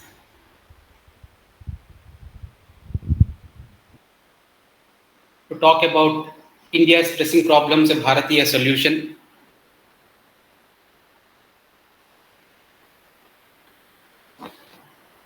This is an offering to the Bharata Bhagya Vidata. Incidentally, this was the drama that was put up by juniors. We had helped a lot in this drama. Even our batch was the one which instituted August 15 dramas and Fulanthal by Swami's grace. Let's not go into the history of it, but nevertheless, today here we are talking about India's pressing problems, a Bharatiya solution. Let me just try to change the topic. We will not concentrate much on India's pressing problems. All of us know. All of us know it. You scratch a newspaper, you put on a television channel, you tap into Facebook, Twitter, it's barrages with the problems that is haunting day in and day out. Unemployment, illiteracy, corruption, endless. But we will concentrate, as Swami would often tell us, look at the positives, growth the positives so big that it overpowers the negative. So let us is unique contribution that Bharat of the yesteryears can make to the current India. Swami would, this is a poem that often intrigued me. This is a poem which says, Bharata Shastramanu Bangaru Manakonda, Parashastramuleda Bhakti Yela. This is Swami's poem. 65th birthday, lakhs of people were waiting for the Lord to deliver his message on the birthday. And what is the message that he chooses to deliver? He does not talk about the great spiritual concepts. He does not talk about great philosophies. He does not dwell into the problems that is haunting current India, but he goes into explaining the greatness of Bharat. 65th birthday is supposed to be a pivotal year in the Avatar's mission, and that platform he chooses to talk about Bharat. In that speech, at 20 minutes, he starts his poem saying, Bharata Shastramanu Bangaru Manakonda Parashastramula Bhakti Yela. When we have a golden mountain called Bharata Shastra, why do we need to go? Why do you need to go to other Shastras? Haindavam Baniyadi Haimadra Manakunda Paradharmamula Parvatamiyela. When you have the Himalayas called Hindu or Haindava Dharma, why do you need to run to other dharmas? Bharata Nitulan Bhavya Jalamunda Paranitiyan Uppu Nilayela. When you have sweet water of Bharata, why do you need to run to the salty waters of the foreign land? Minchedi Kantito Parvatamunda Bangaru Kai Vetakanela. When you have monstrous mountains of gold in front of you, why are you searching for mounds of silver? Adigina Palichu Kamadena Bunda Dhanamichu Av Punaganele. When you have the wish fulfilling Kamadeno herself with you, why do you need to run to those trinkles and trashes to buy an ordinary cow? Pankajachu Puja Palumere Sayaka Parulaninda Sayaka Padiagune. He goes on to talk about, based on this poem, the greatness of Bharat. This poem often intrigued me because Swami, it is the Lord. I mean, it is God who is talking, and any word from the Lord would not be of without a reason. And I kept digging and digging and digging as to why is Swami saying this? Why is he comparing Bharata Shastra to Bangar, to mountain of gold? Why is Swami so passionate about Bharatiya culture? There were very private interactions where we could literally see Swami's passion for Bharatiya's culture. And he would say that this avatar has come down Dharma Stapana. And he says in a very famous speech which was in Brindavan, he said, the conch has been blown now. It is time that India, Bharat will rise again to lead the world. And why? If you dig back, if you dig into the data, if you dig into the history, if you dig into the available documents, this was the wealth that Bharat of the yesteryears had. The global GDP, Angus Madison, commissioned by UN, had done a massive survey in which they have constructed what is the global GDP from 1000 BC onwards. They went on to see that in 500 BC, it was around 52% of the global GDP was contributed by, which means out of every 2 rupees that are generated in the world, 1 rupee is generated in India. Then it came down to 45%, and in AD 1, by AD 1 it came down to 32%. In AD 1000, that is when the Islamic invasions onto India started, it was 28%. And by AD 2 to 1500, where Mughals have established themselves, it has come down to 24.4.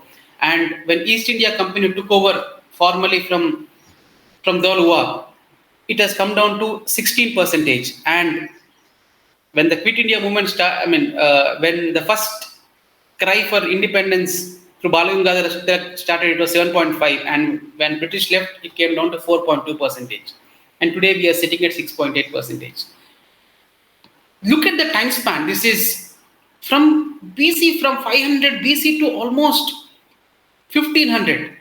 That is almost 3000 to 4000 years. It is not a blip. Just to give comparison, today the greatest economy that we talk about, that we look up in awe, it is US economy. It contributes to only 15%, 15.2% of global economy. I mean, you literally need to have two to three USAs together to contribute to what India had contributed in the extra years. Why is it? How did such prosperity over such long term? It is not 1 year, it is not 2 years, but over thousands of years. What were the systems, what were the processes that allowed, that sustained prosperity in society, in Bharat society? Why? Let's ask. I mean, just to give you a glimpse of the wealth that India had. No, this is an account from Firista. It is every document that I am quoting in this speech is from a foreign source. This Firista is a Muslim. He is the one who documented the life of Muhammad Ghazni, and also he wrote this famous book called The Rise of Muhammadan Power in India. It was published in 1600 AD. In this, he describes Ghazni in Ghazni's words. When Ghazni came down to India 17 times. He invaded India 17 times. But each time he invaded one city. We will just look at 2 to 3 cities and look at the wealth. Look at the wealth of Mathura. When he came down to Mathura, to take away, he talks about you read it, I've kept this. Among the temples at Mathura were found 5 golden idols whose eyes were of rubies valued at 5,000 dinars. On another idol was found a sapphire weighing 400 miscals, and the image itself being melted down produced 98,300 miscals of pure gold. Beside these images, there were hundreds of idols which were loaded onto as many camels, and the king traded in Mathura for 20 years. In fact, he goes on to describe 1 miscal is 3.64 grams. So imagine he has taken just one idol they melted, one image they melted, and it produced 98,300 miscals of pure gold. Imagine what would have been the size of that massive statue. That is literally 270,000 grams of gold. What would have been the size of that statue in Mathura? And next time he comes to Nagarkot, mentions in the discourse.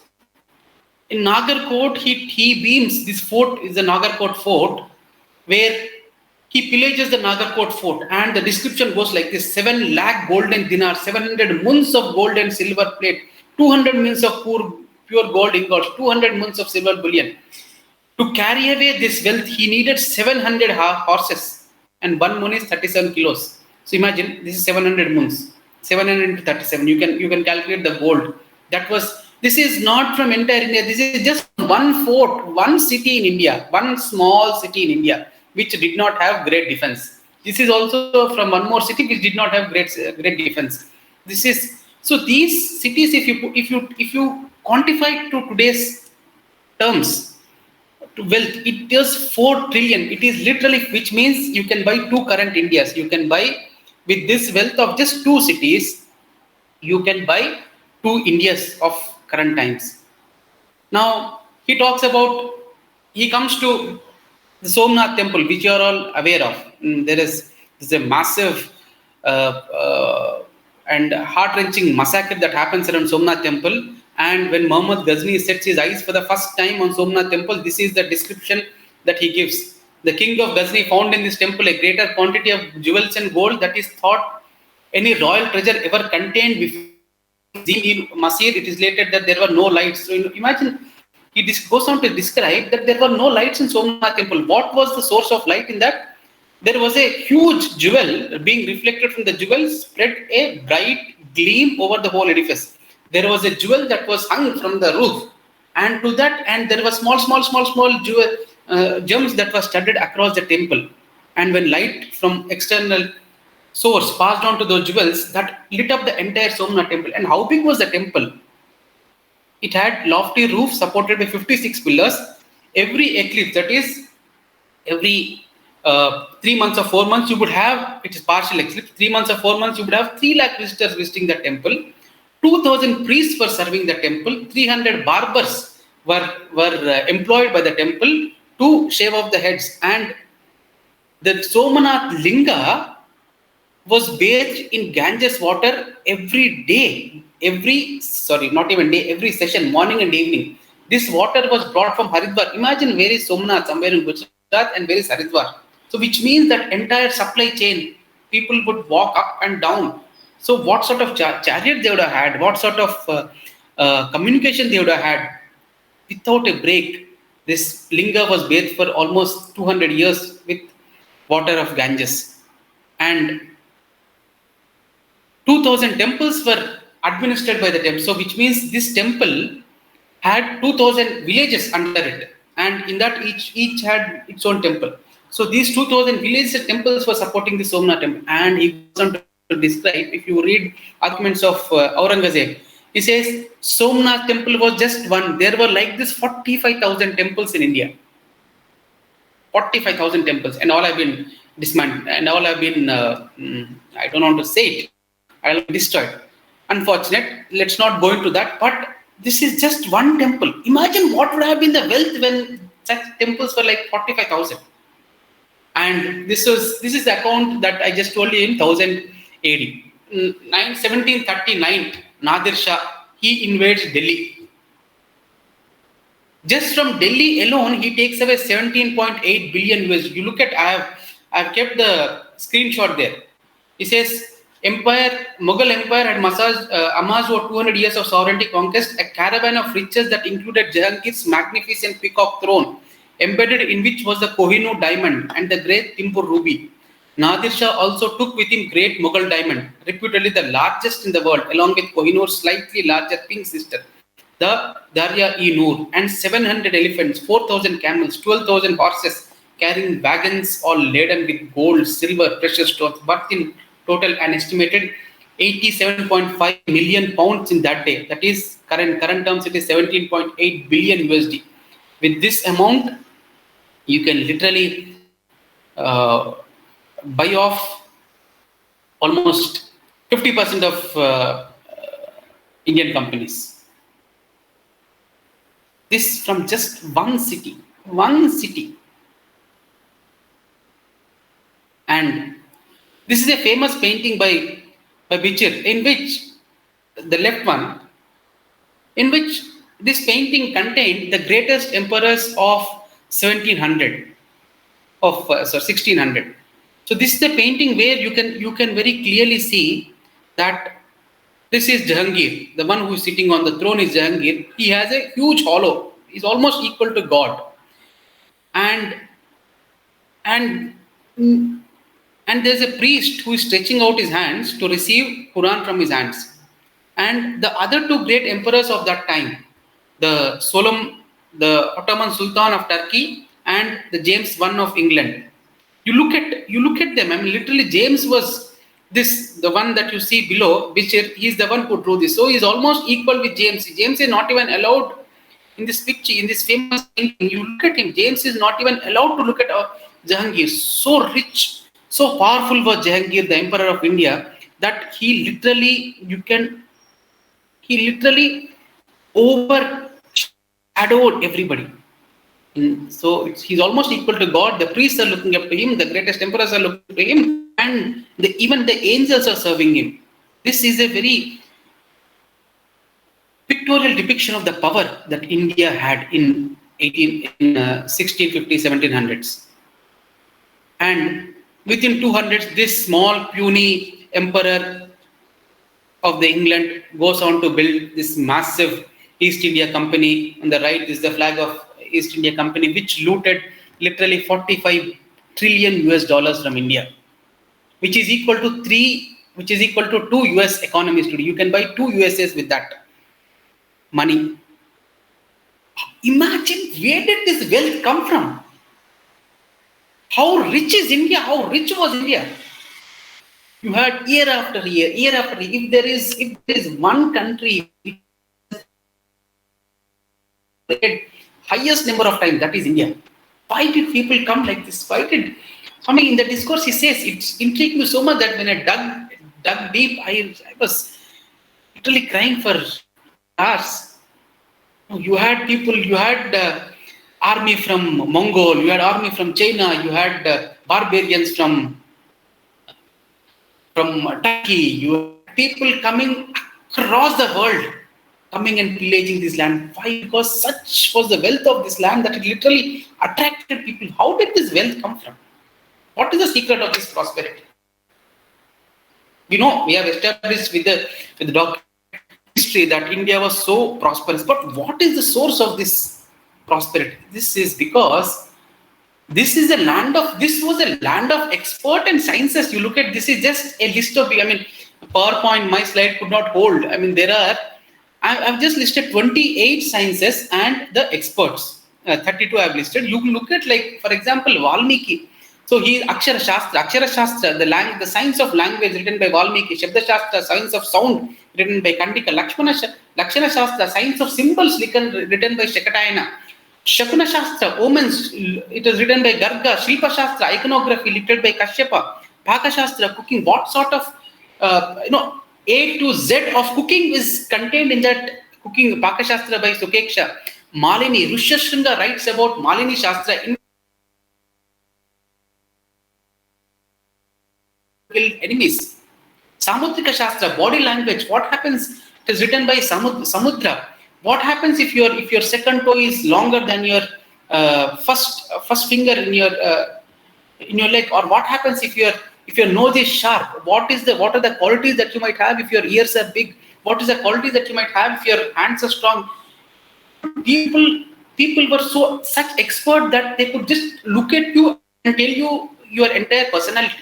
Dhatu Shastra, metals, how can iron be converted into gold? It is clearly given in the Dhatu Shastra by Ashwini Kumaras. Visha, poison. Visha Shastra written by Ashwini Kumara. Chitrakarma, it was written by Bhima. Malla, bodybuilding. It is written by Malla, Natya Shastra by Bharatamuni. Parakaya Pravesha, if you feel that your body is old and decaying, you can exchange bodies with someone. This was written by Valakila. And people have done it. This is not new. People have done it, and there are documented proof evidences of it. Like, for example, all the famous stories that we know of is Shankaracharya. Yoga. All of us know right now, Yoga Shastra is by Patanjali. Vyakarana Shastra of the grammar is Ratna Pariksha, that is of gems, is by Vatsayana. Then Mahendra Jala, magic. What sort of magic can you create? It is written by Subramanya Swami. Then Arthashastra, economics, we all know of Chanakya, Shakti Tantra.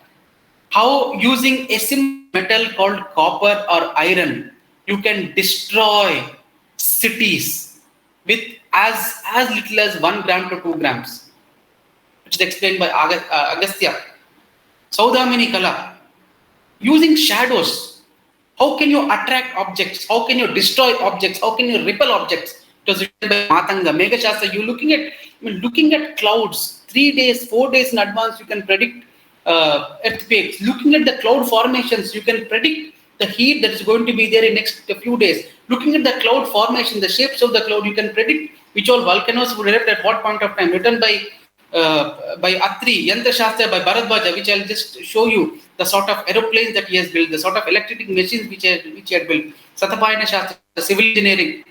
I could not get the source of it. Ayurveda, all of us know Dhanvantari. And what magic is Ayurveda?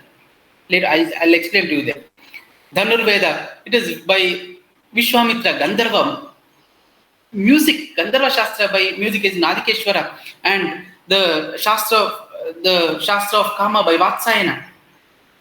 How did such experts, you look at it, like literally a panel of Nobel laureates of current time sitting together. How did all those experts end up in India?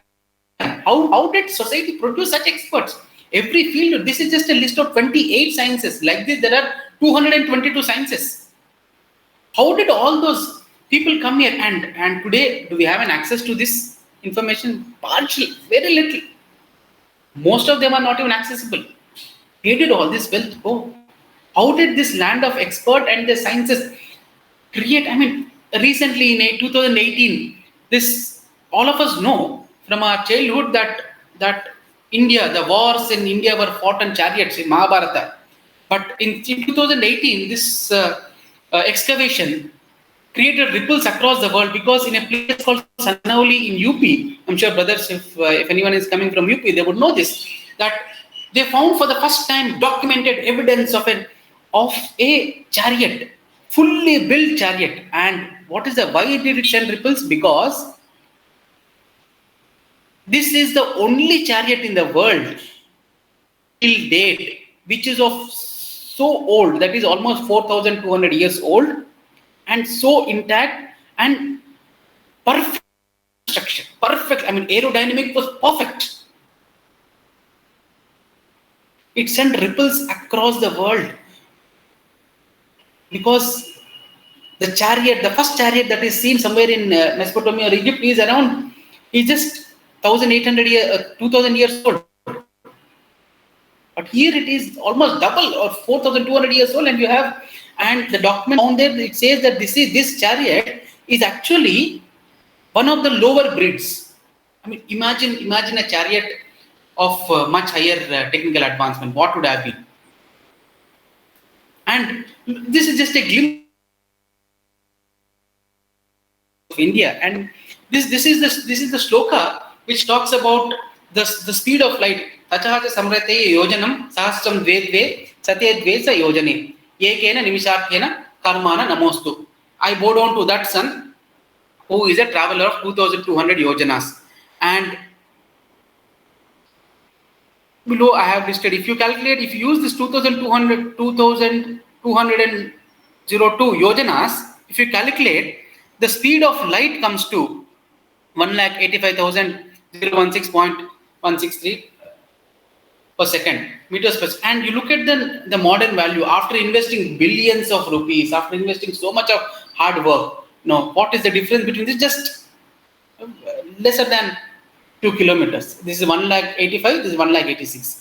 And what would have been the machinery, or what would have been the system that allowed them to perceive light, speed of light so accurately? And look at this. This is, these were the medical instruments that were used by Sushruta in his operations. And in the next two panels, these are the Sakuna Vimana, Rukma Vimana. Like this, there are 42 models of Vimana that were given in the Vimana Shastra by Bharadwaja. And the right, and the extreme right probably Bharadwaja is the one who created for the first time a portable battery. He talks about, and there is a reason why this was not made public, why this was not given to everybody, which we have spoken in some other session, which I will not go into right now because of we have a lot more to cover. Now, very clearly, Agastya talks about the various types of flights that you can create using wood, using metal, using mercury, and even as early as 1750s, there was an English soldier who lost his nose. I mean, he was an Indian, but he was working for the British company, British East India. So he lost his nose in the war, and using the techniques given by Sushruta, the entire nose was reconstructed. You can just Google it, you will find those images. This is just a glimpse. This is just I'm sure days wouldn't be, you would need days and days to talk about the scientific achievements of Bharatiyas, but it's just a glimpse. How did they develop such awesome skills? We have seen that this is a land of prosperity, and this land of prosperity is because it is a skill capital of the world. You had best of the experts sitting here. And how did this best of the experts come? How did they develop these awesome skills? This is Mozart, the world famous Mozart. He is considered as a prodigy. He is supposed to be the greatest musician ever lived in the world. So there was a raging debate as to how did Mozart become Mozart. Many researchers were done. There's one school of thought which said Mozart is blessed. Some people are blessed with such talent that they grow to be experts in the field. It is God's given gift. You cannot replicate it.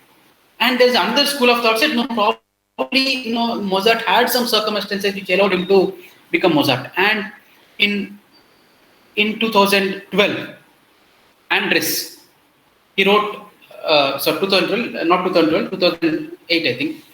Andres, he did his famous research and he wrote a stunning book called Peak, a New Science of Expertise, in which after years of research, Andres has very clearly identified that there is a specific pattern for creating experts. He says that exact pattern was imbibed in Mozart's life too. If a child's mind, if a child starts training in a particular field in the age of 3 to 5, if he is exposed to that in the age of 3 to 5, and he gets trained in that field from age 5 to 18, and then he continues again from 18 to 24 in a dedicated fashion. He gave these blocks. He said experts would be born. Why was Mozart a Mozart? Because his father was a musician. He had great aspirations, but he could not become the musician that he wanted to. So he would practice the music every day in his house. And this 3-year-old kid was going around, this small Mozart was going around his father. And father started teaching him at the age of 3. And slowly it became a formal from age of 5, 6. Then he went on to practice it so much that at the age of 11 he started giving concerts. Because there was that deliberate practice every day. It says 3 to 5 is a time when your child's mind should be exposed to the area that you want him to be an expert in. And from 5, he has to be trained formally up to age of 11 or 12, and then there are blocks that are given. Now, why I'm saying this is, if you look at the way in which our education system was constructed, it said by age of 5 or 6, Upanayana should be done. Upanayana is what? Upanayana is basically initiating a child to education. And from age of 6 to 18, this child is sent to a Gurukula. And from between the age of 18 to 20, realize that this is the age when he's actually learning logic and when he's using his own mental construct to make theorems, to make sense of the world. Samvartana should be done, there is convocation. And from age of 21, there should be a practice. So imagine a kid in a blacksmith's house. At the age of 3, he is allowed to go around. Very clearly, the talk about Manu Shastra talks about how a child should be taken around for 2 years from age of 3 or 4 around the areas of work. He should be exposed to those areas of work. And then he is formally inducted into the process of education from age of 5 or 6 through Gayatri Mantra. And from then on, he gets this formal education from Guru. And from 21, he gets back again to his profession, which his father is doing. So the construct of the mind is already there.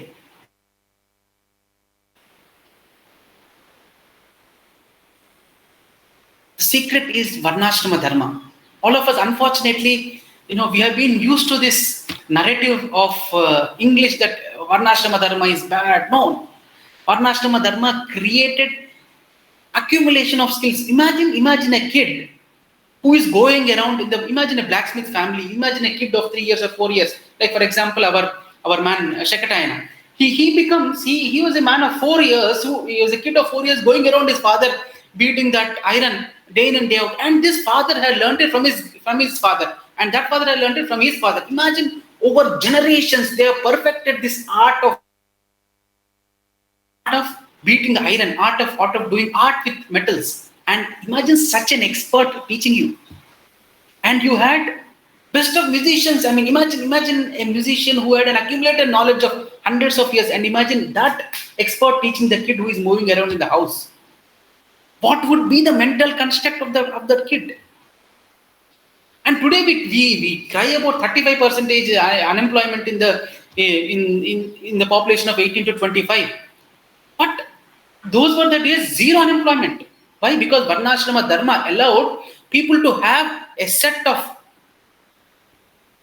jobs for them and assured supply of skills. Today we are crying that we do not have enough doctors, we do not have enough nurses, we do not have, with the recent, I don't want to go into, I'm an economist, we do this with some policy introduction in 2007 and 8. No, today there is a scarcity of housemates. You don't get workers cheaply. You don't get people to do mean job cheaply. But Varnashrama Dharma allowed assured supply of skills. You had certain set of doctors, certain set of lawyers, certain set of soldiers, certain set of. I'm sure you remember that ad which was run by Indian Army a few years ago, that they were running it widely because they were falling short of men who are aspiring to be army men. You look at the recent survey by 2025 NCAR, they say 80% of the farmers still don't want to be farmers. And someone has to feed the society. Varnashram, and unfortunately, it is said, a narrative is built that Varnashrama Dharma is a tight division of labor. You cannot move. A Shudra cannot become something else. It is wrong. You look at historical evidences. You look at Bhimasena Jataka. You look at Parantapa Jataka. You look at various historical evidences. Very clearly, you see in Bhimasena Jataka a Brahmin who becomes an army general. In Parantapa Jataka, you have a Kshatriya, that is a warrior, a king's son who is becoming a Brahmin and he learned Vedas. You look at, for example, Guha was, I'm coming to that. Guha was Sri Ramachandra's classmate. Guha is supposed to be Shudra, but he was Sri Ramachandra's classmate and he was learning Vedas along with Ramachandra in Vasishta's ashram. And in Mahasuta Soma Jataka, you have 4 kids who are actually growing up into 4 different ashramas. So Varnashrama Dharma is more by profession. You had that assured supply of labor or supply of skills through this division of labor. And now we know that this is the secret mechanism which allowed the practice of skills. But how were such skills taught? What was the system of education that fed such amazing skills? India had the secret for Indian greatness, if you have to put it, is like the greatest education system. It was fabulous. Learning for a kid, learning was not business in India, in Bharat. Learning was not business in our ancient land. No, all of us, I'm sure all of us would have gone through that Akshara Abhyasa, which means learning is a sacred activity where for the first time when we write a letter, we invoke the blessings of the Lord, because learning is making you into a different person. It is expanding the horizons of your knowledge. And you look at our historical documents, very clearly we see that teachers were not of business minds. They are teachers who have dedicated their life to the concept of learning, to the selfless propagation of knowledge. Like for example, Kanva, when Sri Ramachandra is in our forest, he meets Kanva and there's a beautiful discussion which happens where Kanva talks about the responsibilities of a teacher. You look at, for example, Uddalaka and the conversation with Svetaketu. You look at Bhrigu and his father Varuna. They were teachers. Teachers, what teachers? They were, as Swami beautifully says, Upadhyaya, Acharya and Guru. Upadhyaya is the one who just gives you Upadhi, who gives direction to Upadhi, how your body should transact in the world. Acharya, the one who gives example through Acharana. And Guru is the one who takes you beyond the form and name. And most of those people were actually sitting in that cubicle of either Acharya or Guru. You had very few Upadhyayas. In fact, there are no Upadhyayas. And students, I'm sure all of us know that Shiksha Mantra, which we will come to, students would revere. You look at most of these documents where they say that students were to revere their teachers more than parents. And how was education? It was universal education. Everybody had access to education, 100%.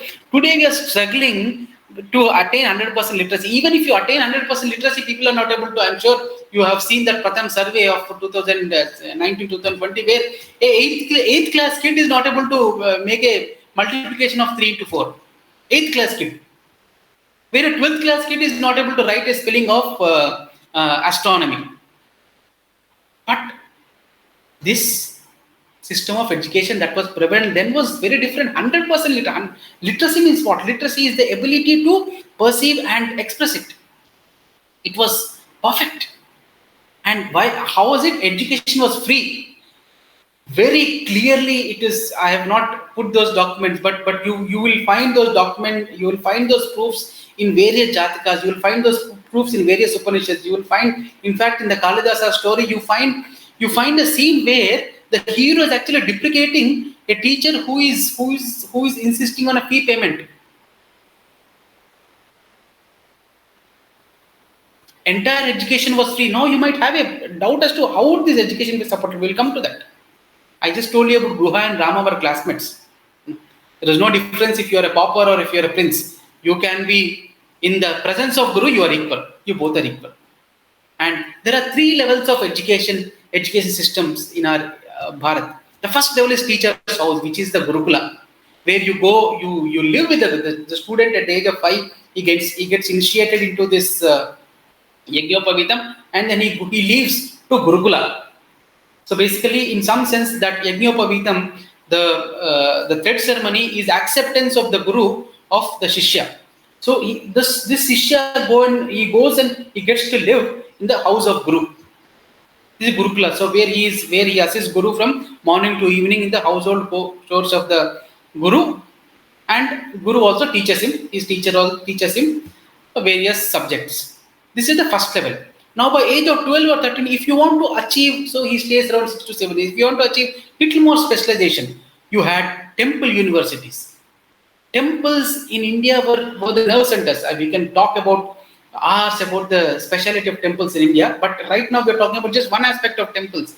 Temples are centers of learning. This is the temple of Ennairam in Tamil Nadu, where you find inscriptions as to how education was supported by temples. Like, for example, Ennairam was given around 200 to 250 villages to support the students who are learning in temples. So temples were kind of a second level of schooling, where you had a more structured way of pedagogy, and various subjects were taught in little more detail.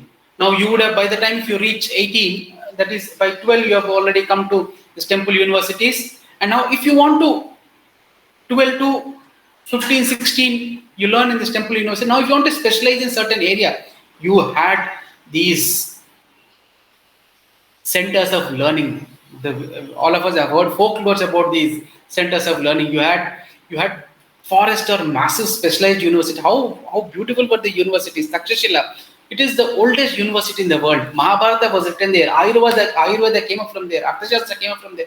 Out of the 222 sciences that I mentioned, almost 70 to 80% of the sciences came up from this university. And I was educated. Remember, education is free. And Nalanda, Zhuangzong in his account, he talks about the Nalanda education admission process. Nalanda had 8,000 students and 2,000 teachers were teaching them. And Nalanda under it had 200 villages. The 200 villages were supporting Nalanda. Now, lines for the admission would stretch to almost 9 to 10 kilometers. And out of those, only 20% would get selected. And what are the sort of buildings or the libraries that Nalanda had? Ratna Sagara, Ratna Garbha, Ratna Chakta, had. Those are like 9-storied buildings. 9-storied buildings with 3 to 4 lakh books.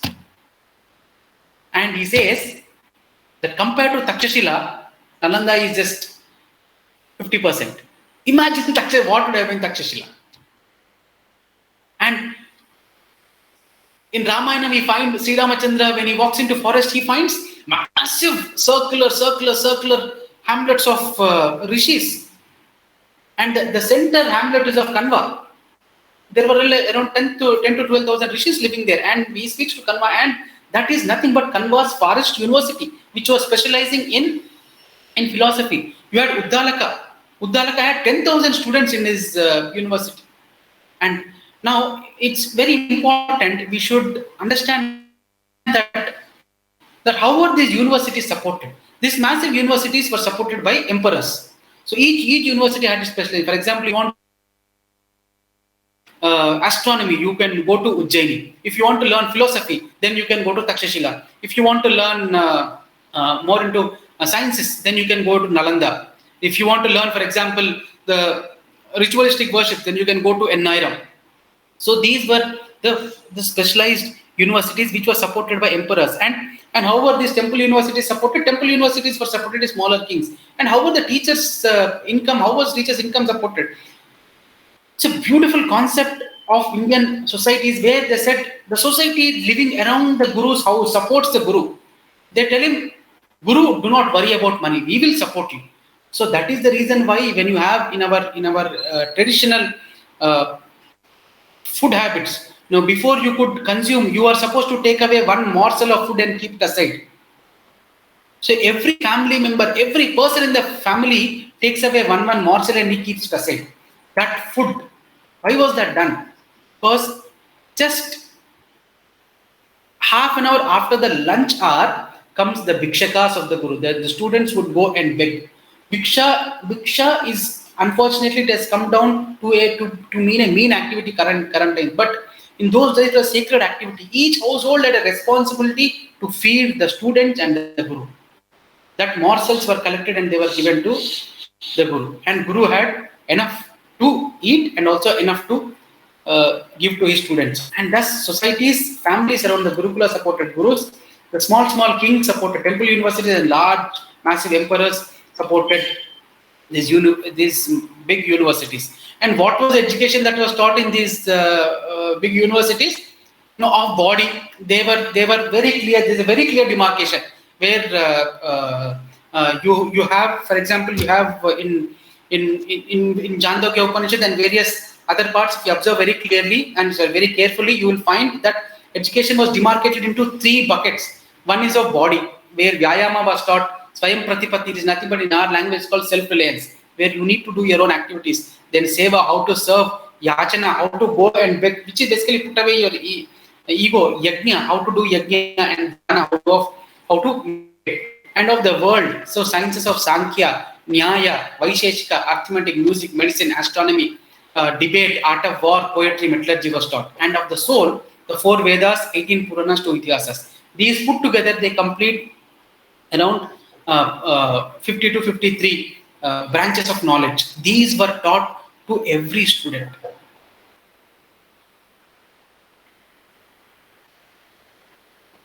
And what was the expectation? Now, what was the expectation from the students? Nothing. When you pass out of the student, what was it? I'm sure all of us have known this Veda Manuchacharya Ante Vasana Manushasti Satyam Pada, speak truth, Dharmam Chara, follow Dharma, Swadhyaya na Pramadaha, do not give away your self-study, Acharya Priyam Dhanamakhritam Prajatantam Avyavachesi Satyana Pramatavyam, do not stay away from truth in the path of truth, do not stay away from Dharma, do not stay away from what is Kushala, from what is good for you, Bhutyona Pramaditavyam, Swadhyayana Pramaditana, do not go away from self-learning. Then it also goes on to say, Devapitu Karyabhyam na Pramaditanyam, do not stay away from the activities related to ancestors and to parents. Matru Devo Bhava, Pitru Devo Bhava, Acharya Devo Vasti. I'm sure all of us have heard this, all of us have learned, but this was a simple expectation from students. You need not give fees, you need not stay committed to the university that has taught you. All that you need to do is just live a good life. That is it. And this was the mantra that was given in Samvartana or convocation during convocation by the master or by the Guru to his Shishya. And so apart from skills, what did such an education system build? What is the effect of such a beautiful education system? It built men and women of character.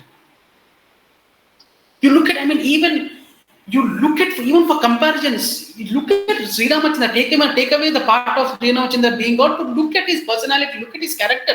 What sort of brother he would have been, what that his own brother leaves away everything and comes running behind him. What sort of husband he would have been that he crosses India and gets to his wife. What sort of master he would have been when he had those. You cannot even control your eyelid, you cannot even control your breathing process, but you could command. But Sri Ramachandra, with one glance, he could command literally 64 lakh monkeys. Come on. What sort of leadership was that? And you look at this, even just for mention, look at Dadichi. Danavas were basically, when Rakshasas were invading the Devas, who was Rakshasa and who was Deva? In our Taittiriya Upanishad, Chandogya Upanishad, very clearly the demarcation is given. The one who considers body as the be-all and end-all, he is Danava. The one who considers body as an instrument for perfection, he is a Deva. So basically, the people who have lost themselves in the bodily pleasure started invading the people who are pursuing greater means of life. And Dadichi gives up his body. And look at Madalasa. What a mother! What a mother was Madalasa, that she converted her 4 sons into great yogis. Look at Gargi and the famous exchange between Gargi and Yajnavalkya. Look at Satya Harishchandra. Imagine, can you even conceive in the world history? Show me one person who has given up everything to keep up his word. Look at Maitreyi. Here was Yajnavalkya who was giving away his entire prosperity, and she says, no, I want the knowledge of this, not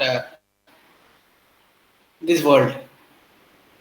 And what sort of philosophers, what sort of leaders, what sort of people were they? And how chaste would have been Savitri, that even after death she is able to call back her husband with that purity of her character. And what sort of magnanimity was of Shibi, who could give away his flesh for a bird that just came flying into his court. These are examples of this nature galore. My bigger point is, look at that entire spectrum, that entire firmament of illustrious characters that have littered this land. And how were they created? They were created with this massive education. And what did these strong people of character achieve? What did they create? I mean, they created beautiful families. This one picture talks about the entire family structure of India. You have, this family structure is driven so subtly, so strongly into Indian mindset, because there is a reason. This one picture, look at, is the husband, that Shiva, Parvati. So Shiva, you want to, for example, husband and wife, I'm sure brothers would agree with me. Someone wants to see Netflix, someone wants to see Amazon, someone wants to see a news program, and there's a fight between husband and wife. It's a very simple, silly things that all of us go through. But a similar contrast is given here. This man, the husband, rides a bull, while his wife rides a lion, and both are arch enemies. The food for the bull is lion, and his kid, the Kumaraswamy, he rides a peacock, and peacock's favorite food is the snake. And our man Ganesha rides a small rat, and snakes like rat. In spite of all this contrast, even father himself is under tremendous pressure, because on top he has this Ganges, and in the throat he has fire. You have water and fire, and yet he is able to manage so well. And yet, in spite of all that, they stay together. And why? How? Why? And we have loads and loads of the Arthashastra talking about how Grihastha is an important step. And we have just heard about Matru Devo Bhava, Pitru Devo Bhava. And when you had these combined families where the elders, grandfather, grandmother lived with grandchildren, what happened? What used to happen was grandparents were able to transfer their knowledge, their experience, life experience into the kids, into the family. When you have these nuclear families, when this family structure starts breaking away, what happens? This is what happens. In 1996, suddenly US woke up to a massive impending danger. They realized that US is sinking. Today they have 22 trillion. Their economy is 22 trillion US dollars. But the debt is 24 trillion US dollars. Why? Because Most of it was spent on social spending. Why is that? Because 40% of the Americans do not know who their father is. Or they do not have a father. And look at all the Western countries where the family structure is not good. Family structure is not strong from 1880 to 2016. The share of GDP that is spent on just supporting family, supporting social structures is increasing every year. Today in France, spends like 30%. Out of that, 60% of this amount is spent on supporting old people. And all these countries are aging. And in 1996, when US woke up to this to this impending social danger, they commenced a massive study. And then this David was called upon. He was asked by Clinton and then followed by Bush. Tell us what is the secret to create a great family. He said, create good families. Focus on creating families. And unfortunately, they're not implemented, and society is bearing the brunt. Slowly, steadily, societies. The burden of looking at the old comes to the society. The burden of loans come to the society. The burden of medical expenditure comes to the society. Why? Because if you don't have families, you don't have social security in place. With broken social security, everything breaks down. And what did these families in turn create? When you had such beautiful families in Bharatiya culture, what did these families? They explored deeper meanings of life. I mean, imagine the heap of literature that we had. 330 Upanishads, 52. We just know one Gita. But there are 52 actually Gitas. 18 Puranas, 7 Aranyakas, 6 Vedangas, 4 Smritis, 10 Brahmanas, 4 Upavedas, 2 Itihasas, 7 Sutras, 12 Upapuranas, 11 Samhitas, 9 Agamas, 4 Vedas. All of these, the single purpose of the single pointed purpose of each of these literature is exploring the deeper meaning of life, exploring that answer as to who are you, that unraveling that mystery, the reality of human life. Because these families allowed time, environment to delve deeper into this.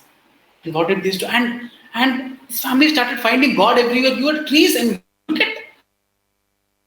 look at our society. You see God in trees. You see God in fishes, or in the beings of the water. You see God in stones. You see God in ferocious animals. You see God in pigs. You see God in birds. You see God in rodents. You see God even in water. God everywhere. When they started digging deep into the deeper meaning of life, they realized that God permeates everything. And finally, what happened? One stage, they came to this thing that, hey, there is no difference between you and God. You are God. Aham Brahmasmi, Tattvamasi. And that is where you had these towering personalities of Vasishtha, Vishwamitra.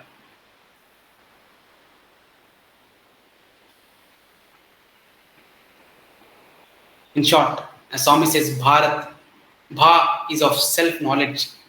Rat, the one who revels in it. The one of self-knowledge is Bharatiya. This is Bharat. And in summary, Bharat had amazing education. The solution of Bharat, the solution that Bharat can give is amazing education, and that created character, that in turn created great families, that in turn created enlightened societies. And Swami beautifully puts this entire thing in one quote: where there is righteousness is heart, there is beauty in character. Where there is beauty in character, there is harmony in the home. Where there is harmony in the home, there is order in the nation. Where there is order in the nation, there is peace in the world. This is the solution Bharat can give the modern India. Thank you. Sai Ram.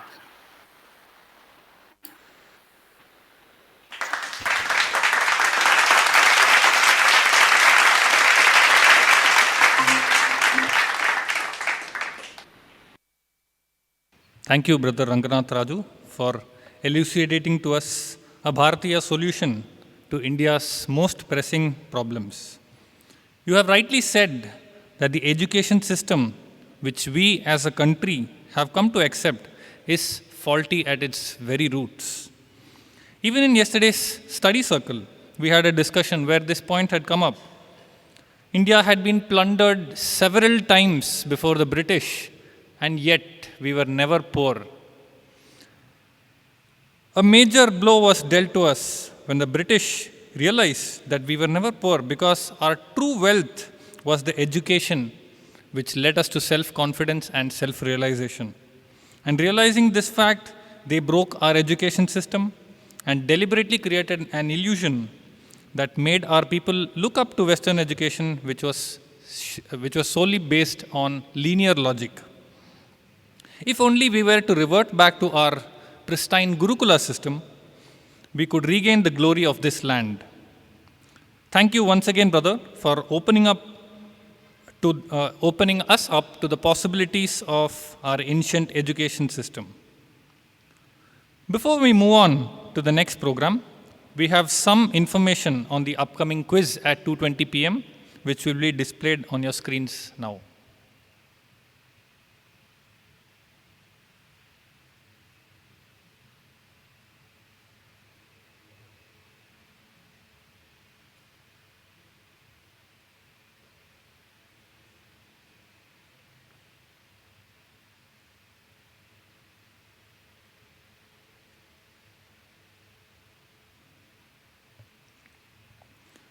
Certificates would be given to the top 10 students scoring the highest marks, and the top 3 students will also be receiving some mementos.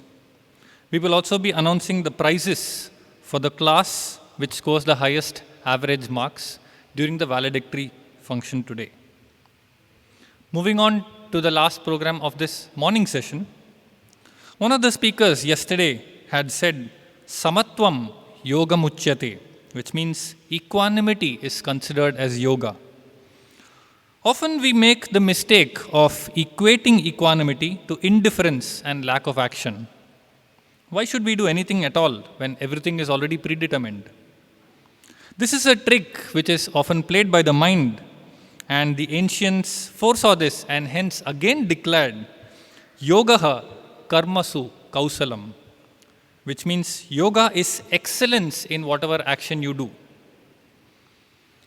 Thus, the equanimity that we talk about, it talks about the indifference in the result of the action, indifference to the result of the action rather than the action itself. And thus, delving further on this topic, we have a panel discussion. The panel discussion on pursuit of excellence would be moderated by Sri Darshan Gera. Sri Darshan Gera completed his BSc in mathematics here in our institute between 1998 and 2001. He went on to pursue his MSc between 2001 and 2003 and completed his MTech in computer science between 2003 and 2005. He was blessed to accompany Bhagwan to Kodaikanal in 2003 and had the coveted opportunity to be a waiting boy until October 2006. Thereafter, Bhagwan appointed him as an IT manager in the Sri Satya Sai Institute of Higher Medical Sciences, Prashantigram, from October 2006 till September 2011. He currently serves as the assistant professor in DMAX at Brindavan campus, and he has been doing so since November 2011. He has also submitted his PhD thesis in the area of computer vision and artificial intelligence. I request Sri Darshan Gera to introduce the speakers of the panel discussion. Sai Ram. Thank you, Brother Abhishek. Offering our collective pranams at the lotus feet of Bhagwan Shri Satya Sai Baba, dearest Swami, respected Director Sir, revered elders, teachers, and my dear brothers, a loving Sairam to one and all. I welcome you all to the panel discussion on the topic of pursuing excellence. It's my privilege to welcome 5 distinguished alumni from our institute as panelists who have excelled in their professional life and made a significant impact in their organization as well as society by practicing Swami's teachings. A few words about each one of them. First member on the panel is Sri Venkatesh Prasad, an independent management consultant by profession. Brother Venkatesh did his BCom from Brindavan campus and MBA from Prashantiniliyam during the years 1987 to 1992. He has got 30 years of varied experience across industries like textile machinery, automotive, international trade, light engineering industries, and microfinance. His earlier stints included as COO of Credit Access Grameen Limited, Executive Director of Lakshmi Electrical Control System Limited, Director and CEO of SLET AG Singapore. He is also currently a visiting faculty in MBA department. I welcome Brother Venkatesh Prasad on the panel. Next, we have Sri Hari Krishna Prasad, a banker by profession who did his schooling from higher secondary school at Prashantiniliyam during the years 93 to 95. After which, he did his BCom from Brindavan during the year 1995 to 1998 and Masters in Finance from Prashantiniliyam campus during the years 99 to 2001. Brother Hari has a vast experience of 20 years in banking consulting services in the Bank of America and TCS. Currently, Brother Hari heads the Banking Advisory Group and also leads the retail and commercial banking practice at TCS. He was part of the Maintenance Self-Reliance Group in the hostel and also served as a volunteer during the year 1998 to 99 in Sri Satya Sai Audio Visual Trust to mass produce Swami's discourses in audio and video tapes, which were made available to devotees within 1 to 2 hours after the finish of Swami's discourse. Welcome, Brother Hari Krishna Prasad. Next member on the panel is Dr. Jagdish Chandra, an applied researcher in the field of semiconductor and chip technology. Brother Jagdish did his BSc Honours in Physics from Brindavan campus and MSc and PhD from Prashantiniliyam campus during the years 2000 to 2010. He also served as assistant professor in the Department of Physics at Prashantiniliyam campus during the year 2010 to 2012. He has played the role of staff research engineer at IBM and technical project manager at KLA Tanker. Currently, Brother Jagdish is a senior innovation manager at the manufacturing division of Z's Group. He has many patents to his credit and has won many awards like the Young Scientist Award. Apart from this, Brother Jagdish is also a great dramatist and excellent speaker. He has given many talks and participated in many dramas put up in the Divine Presence. I welcome Dr. Jagdish Chandra on the panel. Next on the panel, we have Shri Kartik Ramesh, a transformation leader who is gold medalist in BTech Computer Science from Chennai. Brother Kartik did his MBA during the years 2005 to 2007 from Prashantiniliyam campus. Brother Kartik is currently the Vice President and Head Strategy Office EMITS.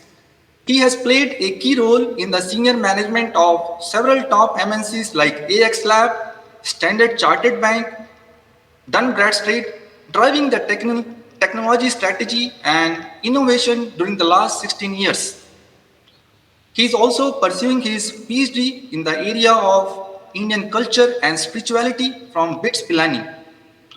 Brother Kartik is also a visiting faculty in the Department of Commerce here at Brindavan and as well as in MBA and MTech departments at Prashantiniliyam.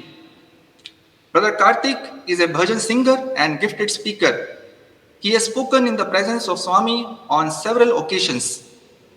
He has been conferred various leadership awards for his innovative practices and today he is also receiving another award as this discussion goes on. Welcome, Brother Kartik Ramesh. Last but not the least, we have Dr. Anand, Head of ETF Investments, Legal and General Investment Management.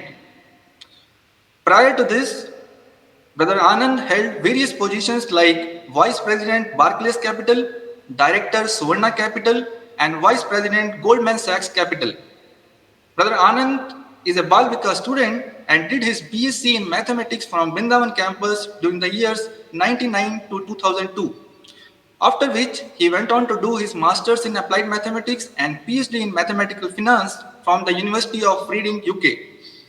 He is very active in Sai activities and also served as National Spiritual Coordinator at Satya Sai Organization UK until 2020. He is also a visiting faculty in the Department of Commerce and MBA since the year 2014. Welcome, Brother Dr. Anand.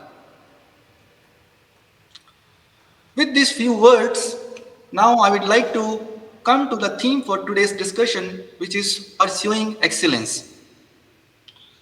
Now, the word excellence means different things to different people. According to some, excellence is doing one's best, whatever may be the task. For others, excellence means success in our professional, personal, or social life. According to the Japanese art of Kaizen, excellence is a way of life. That is, every aspect of our life deserves to be continuously improved.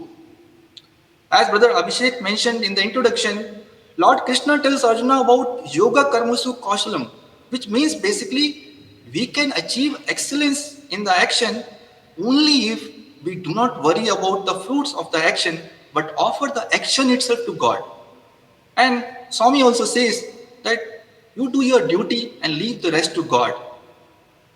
Now, since we have so many different perspectives of excellence, it would be worthwhile to understand from our distinguished alumni how they view excellence, given their exposure to Indian culture and spirituality and their vast experiences with Swami. So to begin, Brother Karthik, can you tell us how our scriptures define excellence? Can we get some insight on this? Om Shri Sai Ram, offering my most loving, prayerful, and humble pranams at Bhagwan's divine lotus feet, expressing my heartfelt gratitude and a very warm welcome to all the brothers, sisters, elders, and teachers from this wonderful institution who have embodied the principle of excellence in each one of us. I would rather say that it has been Swami who has been the inspiration, I'm sure, in each one of us to not pursue excellence, because to be Swami's devotee itself is a fact that Bhagwan has instilled that principle of excellence in each one of us. Perhaps in no other country, and as I do my research in the area of Sanatan Dharma, I've prior done a fellowship in XLRI Jamshedpur, again studying the impact of human values on organizational and individual excellence. No other country possibly in the world you would see every citizen almost will begin his day maybe with a 5,000-year-old mantra or a devout prayer even before maybe he starts a truck, he goes to a farm. So excellence, in my humble opinion, after working in the corporate, especially for the last 2 decades, I've been very fortunate to work with only chairmen, CEOs, and CXOs of large multinational companies. Excellence, therefore, as our scriptures also embody, is that state of equanimity. It is a state of balance. It is what we are. We are built in that perfection. And as Swami students, many times we have seen the kind of emphasis he has played, and he has insisted, I would say, to us to excel in whatever we do, be it at the hostel, be it in the institute, be it during sports day, during drama. We always have put forward the concept of excellence. Now, if I switch gears as a management researcher, Harvard Business Review did a random experiment recently during the lockdown. They decided to ping people randomly and ask them how they are feeling throughout the day. The 2 questions were, what are you doing and how are you feeling when you do what you're doing? And when the results came, when they compared the emotions with what tasks people were doing, it was interesting to note that the peak performance was happening when people were actually in a state of love, a state of empathy. And today you see across the world, be it Sloan Management Review, so many journals talk about authentic leadership, about empathetic leadership. All of these are fundamental building blocks of the ecosystem in which we as Swami students, as Swami's devotees have grown in. Right from a Bal Vikas to any person in the organization, we see that excellence is something which we have to do. And we also know the four Purusharthas of Dharma, Artha, Kama, Moksha. They are all striving towards excellence of the individual soul. Many times we may get misled to think, and after winning several umpteen awards, in the corporate, again with great humility, I say this: the greatest reward for me is to be Bhagwan's student. But even today, as brother mentioned, I'm just receiving an award for, in the World Strategy Summit. It made me think that even in the pandemic, the greatest lesson which the pandemic has taught us is about self-management. And that is what our scriptures also talk about. You refer to the Bhagavad Gita, the Ramayana, the Mahabharata. You take characters from there. You take Hanuman, symbolized the very concept of following Ram Nama as his dharma. You take Mahabharata, the Pandavas followed dharma at every step.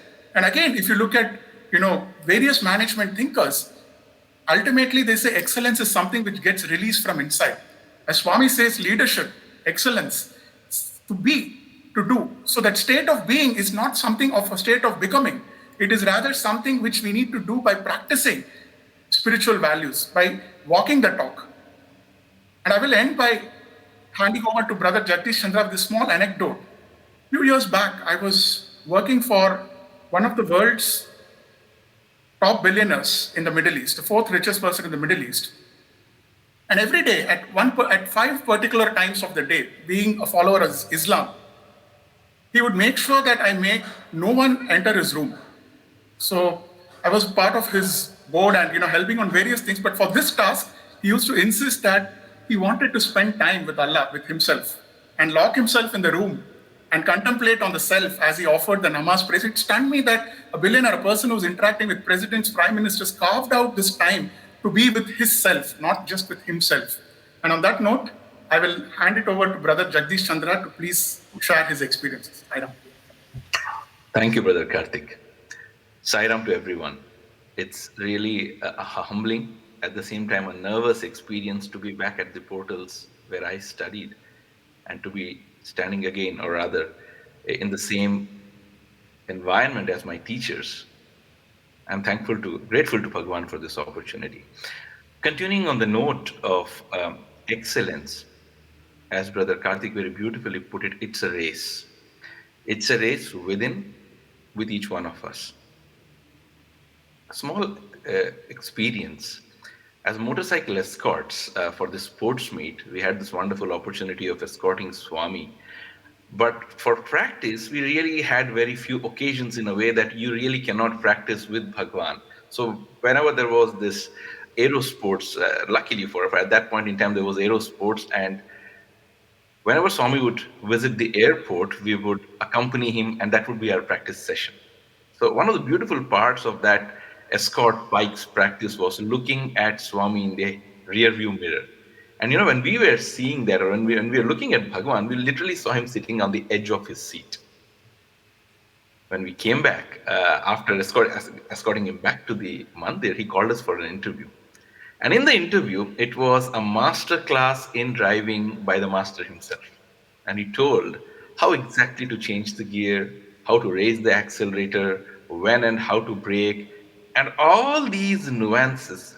And then he went on to say, boys, when you are driving, your attention should be on driving alone, not looking at me.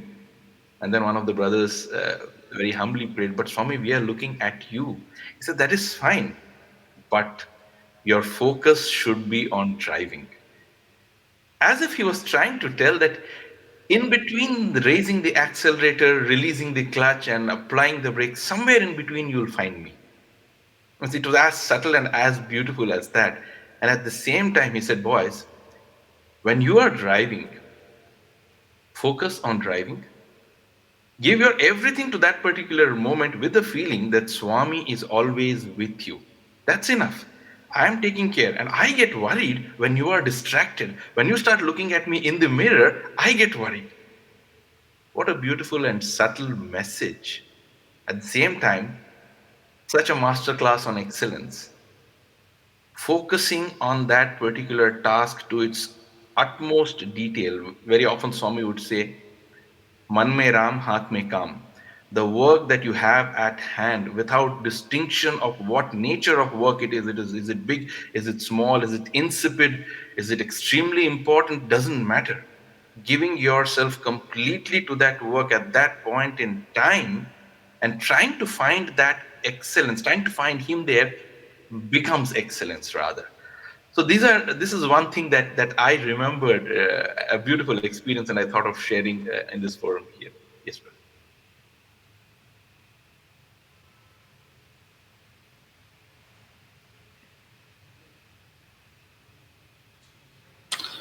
Brother Hari, can you unmute yourself? Sorry about that. Grateful to Swami for this opportunity. Quickly on the definitions of excellence, pursuit of excellence. Right? At the very highest level, excellence is God, and therefore pursuit of excellence is pursuit of God, and therefore whatever we do to attain Him or attain that highest goal could be defined as a pursuit of excellence. But if you were to bring that down to our karmic levels of our engagement, day-to-day engagement in the way we live our lives, my own definition of pursuit of excellence has evolved over time. You know, what it was as a student, what it was as a fresher in the college, what is fresher in the careers, what it was as we grew into growsta, and things like that. It has evolved, and therefore, in my view, this is something which is a journey. It is evolving, and this is not a goalpost. Once you have attained, you have reached it, done and dusted, and excellence is in the on the showcase, right? It's not that way. It is an ongoing journey, and everything we do to perfect it. If we have lived this excellence in whichever way we look at it, better than yesterday, that itself is pursuit of excellence, right? In some form, that way. The second is JC talked about it's a race. Yes, it is a race, but it is not a comparative race with anybody else. It is a race within ourselves, with ourselves. I'll take a quick example. In my graduation, there was a couple of years senior Anand. He was a brilliant guy, hardly studied. I mean, we haven't seen him put in a lot of effort to study and all of that, but he used to get very good grades. On one such occasion, he actually, put some university record and he excelled very well. And therefore, the warden, in 3 sessions had pulled up this boy and told Swami that he's a best kid and he's done very well. He's topped the university and set some university records and things like that. Swami's reaction to that was a little surprising and stunning to all of us. We thought he would, appreciate him and things like that. But Swami took him to task. He said, "Why did you leave that gap? You haven't, reached your potential. If you had put in your effort, you would have actually got that centum and you would have filled that gap much, much closer. And, you haven't taken this opportunity to excel that way, right? You're like, oh, okay, maybe, Swami's yardsticks are so high and therefore, we have to really pursue it that way." In less than a couple of weeks, he showed the other side of it, right? There is another brother, 1 year junior to Anand and 1 year senior to me, Rakesh. He just about barely made it. He got his B's and C's, just kind of made his grades. And then Swami was praising him. He said, "Yeah, excellent. You did very well. You're really doing very well. You're putting the right effects, and this is the right way to do it." And Swami is very happy with you. And that really opened up the perspective of pursuit of excellence is not really one yardstick for all of us. It is each of us pursuing it in our own scale and capability and capacity, right? The third element to that is it is holistic. Many times our pursuit of excellence is looked at in a very unidirectional way. Let's say for somebody, career growth or doing excellently in the career is great. Yeah, that's the pursuit of excellence that they are after. But what is it at a cost of compromising with, let's say, family? Was it at a cost of, let's say, your own personal health and things like that, right? So while we are excellent at the things that we are pursuing, how well we carry forward all our levers, all our responsibilities towards society as well. All of those things together, and have we actually balanced it out, is the third element of pursuit of excellence. Have a few more. Probably as we go in, we will talk further. Darshan, back to you. Thank you, brother. Brother Anand, what do you feel? Thank you very much for this opportunity, everyone, and very happy to see you all, Sairam, everyone. And of course, Brother Karthik, Jagdish, and Hari Krishna have already put that really well, and I echo all their thoughts, of course. But for me, growing up as a child, as a Balrika student, of course, having had the opportunity to study in Swami's Institute and meet so many devotees across different places from the Sai organization, as Brother Hari Krishna said, excellence had different definitions for individuals. And sometimes, particularly as a child, it was quite confusing for me to see my friends, pursuing, maybe they want to be the first in class, or they want to write an exam and pass that, or someone would say, I want promotion recently, or work in an institute, or study in an institute. It was all quite confusing for me as to what should I pursue, and what should I go after. But the beauty of, growing up in Swami's fold, having wonderful teachers, both in institute and also as a Balvika's child, is that they instill this thought that you don't have to worry about anything, but do anything that pleases Swami. And Swami is the embodiment of perfection himself, and we can't offer anything that is not perfect to him, right? And if I know that I'm going to do any act, be it, sweeping my house, or all the way to, delivering a task at work, if I know that I want to do it to the best of my abilities, and then I know that if I do it to the best of my abilities, that will automatically please Swami. And then I don't have to worry about whether I excel or not, because then if Swami is pleased, what more do we want? So I think with that, I would just say excellence, as I've learned, from my teachers, would be, doing anything that, to the best of your abilities, that pleases Swami. Very nice, brother. So it is important to please Swami. But how do we please Swami? Brother Venkatesh, can you throw some light on this? Sairam, thanks for this opportunity, and Sairam to all my teachers there, young students, and also to my fellow panelists.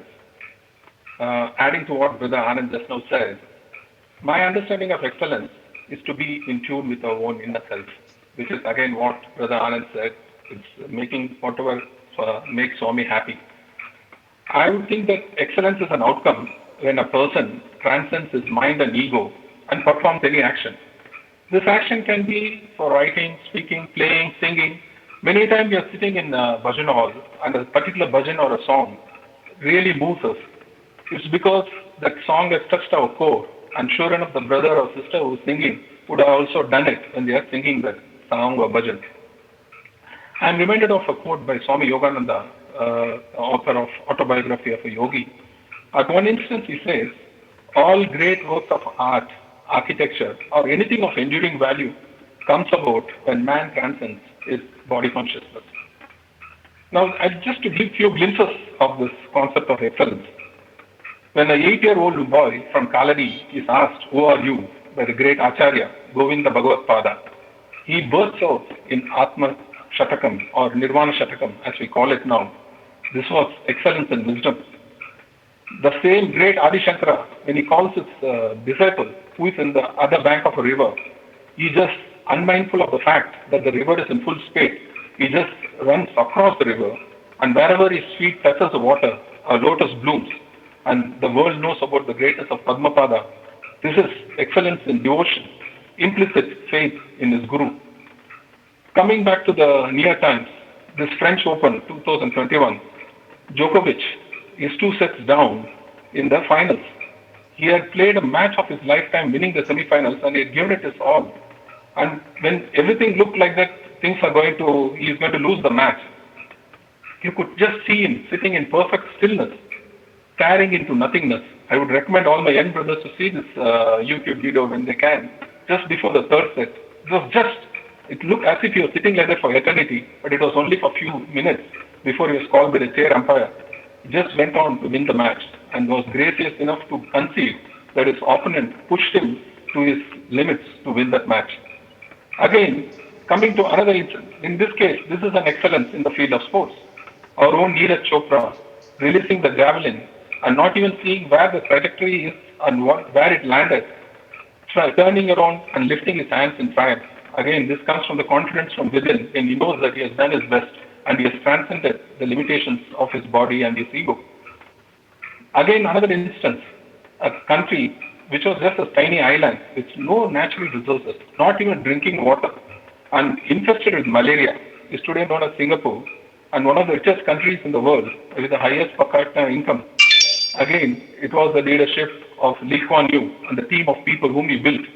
Now, this was an example of excellence in politics, statesmanship, and leadership. Moving on, the great physicist, Capra, when he's just sitting in the beach and he feels the oneness of his own being with the sand, the ocean, the waves, and he bursts out saying that this is the cosmic dance of Nataraja, the god of Hindus. This is his word in his preface. And he came out with his seminal work, The Cow of Physics. This is again excellence in the field of physics and quantum field. And coming to the field of industry, Finolex Cables and Pipes, it's a well-known company based out of Pune. The founder of this company, Chabria, was in Himalayas in a spiritual quest. He wanted to pursue that line, but he heard an inner voice calling out to him to go back as his future lies somewhere else. He came and started Finolex, and they were the pioneers in the PVC coated cables in this country. So this state of being, this state of doing something which transcends the limitation posed by our own ego, our own mind, is termed in so many ways these days. People talk about living in the now, be a presence, don't be a person. They talk about mindfulness, they talk about awareness, they talk about universal consciousness. Our own Swami defined it in a very simple way. You are God, I am God. While I know that I am God, you do not know that you are God, at least not as yet. For generation of students, Swami kept on repeating one simple statement in different contexts, in different circumstances. The statement was very simple. Swami used to tell us in those days, it should come from the source, not by force. Again, repeating Swami's word, Swami used to say it should come from the source and not by force. Now, actually, how do we do it? Swami also gave a very simple formula. He just said CIA, constant integrated awareness. Be aware of yourself, and whatever you do, again, as what Brother Anand said, and also other panelists in some way or other touched on it, whatever you do turns out to be good, or whether it turns out to be good or not our obligation is dedicated to Swami. This is my understanding of excellence as I have learned at the Lotus Faith, and this is my take on this. Sorry.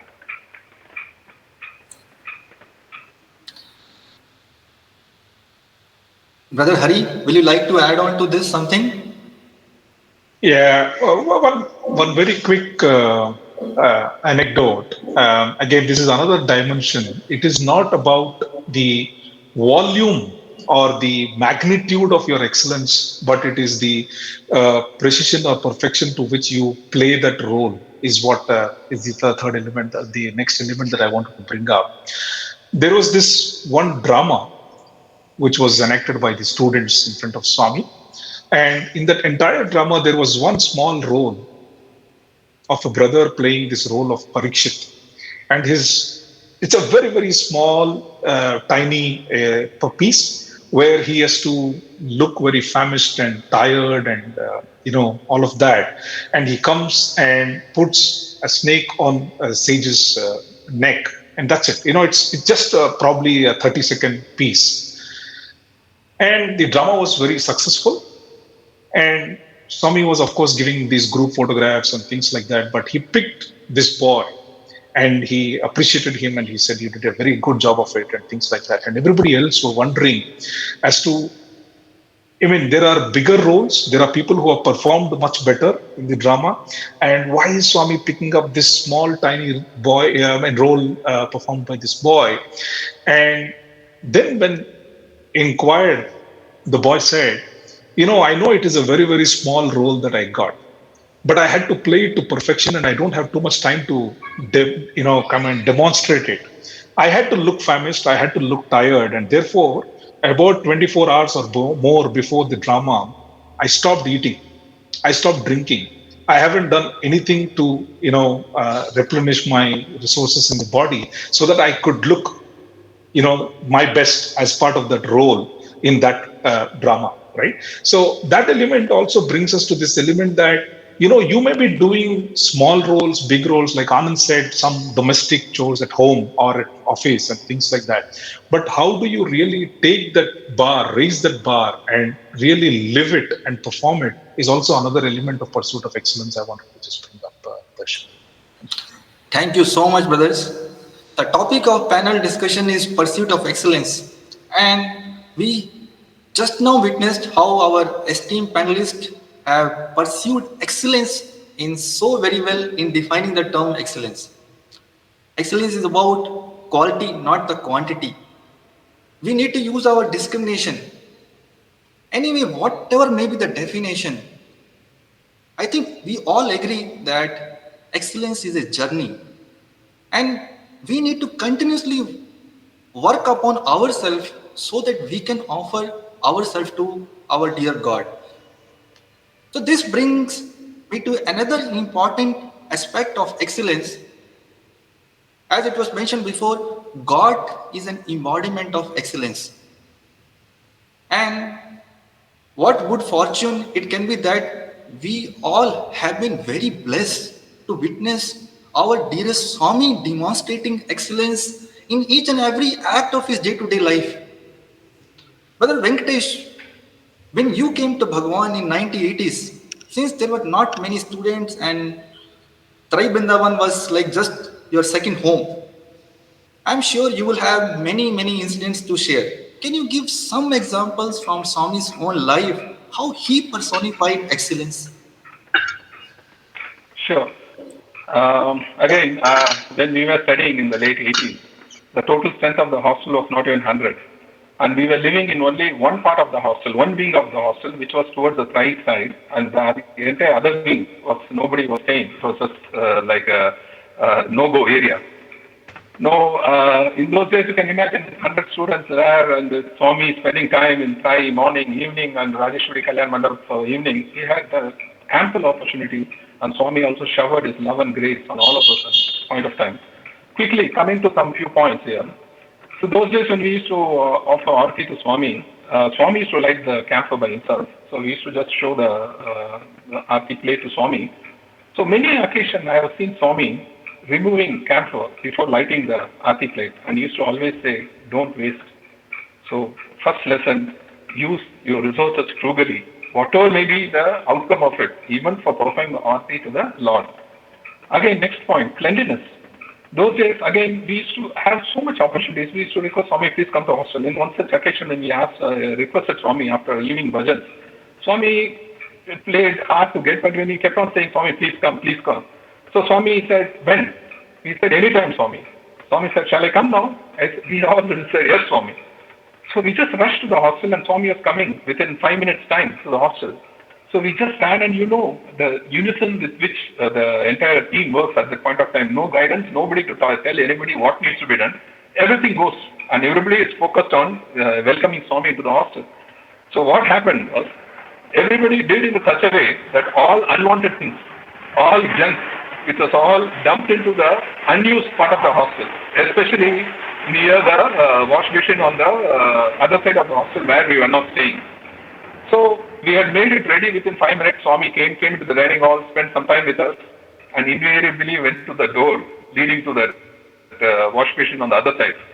We thought that we were not using that part of the hostel and we wanted Swami to adhere to it. But Swami just went and opened the door, saw the mess there, and just gestured, saying that, my God, how messy it is. Communicating to us that he was not too happy the way we had done it. Okay, after a few months or something, we had another opportunity. We are requesting Swami, please come to hostel, please come and have lunch with us. Swami said, I'll come, but why you people should give lunch? I will give you lunch. I will give you a nice lunch.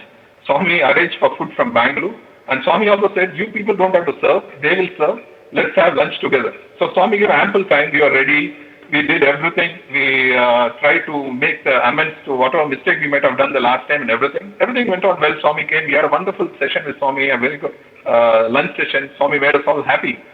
And while going, Swami very, very casually entered the room A4, which is on the other side of the warden's room. Now, A4 was a boys' room, and boys' room is a boys' room. You can imagine how it would have been. And Swami just walked out and said, "Dirty room, dirty boys," Swami said, and he just walked back to try. Now, that was the genesis of the cleanest room competition in Brindavan. It started in somewhere in 1988, I think. And we were evaluated on a day-to-day basis how our room was kept clean. And the entire hostel participated. And the cleanest room was awarded every month. The room leader got a chance to go and get goodies, a backup goodies from the warden in those days. And if you had won it more than once, you had champion of champions at the end of the year. So each room competed with each other to ensure that the hostel was kept clean and neat. So this was a great lesson again. And Swami pushed us step by step. He didn't say at one shot, but he pushed us step by step. And we got the message, cleanliness is next to godliness. Now, again, two quick experiences. The super specialty hospital, enough has been said and read about it. But Swami said in May 1991, the hospital is going to come up. And he said November 22nd, the hospital is going to be inaugurated. It was just a barren land with rocks and boulders. And within a matter of 6 months, this miracle had to be done. Swami got it done as a very good project lead by visiting the place morning and evening, interacting with the workers, interacting with the supervisors, interacting with the managing director of ECC in those days, and giving them clothes, food, and sweets, in his own way. And when push came to shove, Swami said, "My boys will also help." He said, "You give them all unskilled jobs, you guys do the skilled job." So we all went and worked in shifts as per Swami's command. And as per Swami's word, the hospital was inaugurated by the then Prime Minister of India, P.V. Narasimha Rao, on November 22nd, 1991. So it was an excellent message in project management and how excellently this entire work needs to be done. Another thing was summer course in 1990. Swami was starting summer course after a gap of almost 10 years.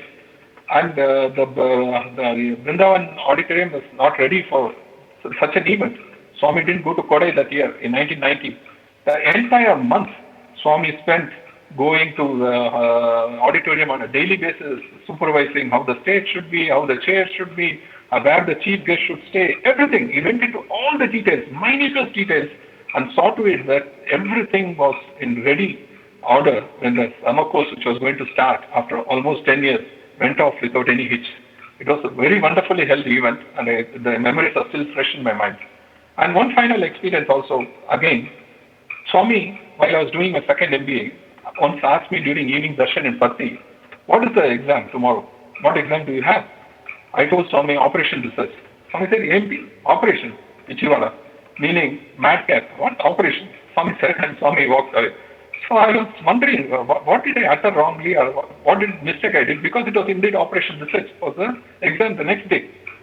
After evening darshan, the Swami's interview session, and also his session with the Vice Chancellor, Registrar, and Controller in those days, just before bhajan, there will be an ethereal silence in Patti in those days, between the time the flute music stops and by the time the bhajan starts.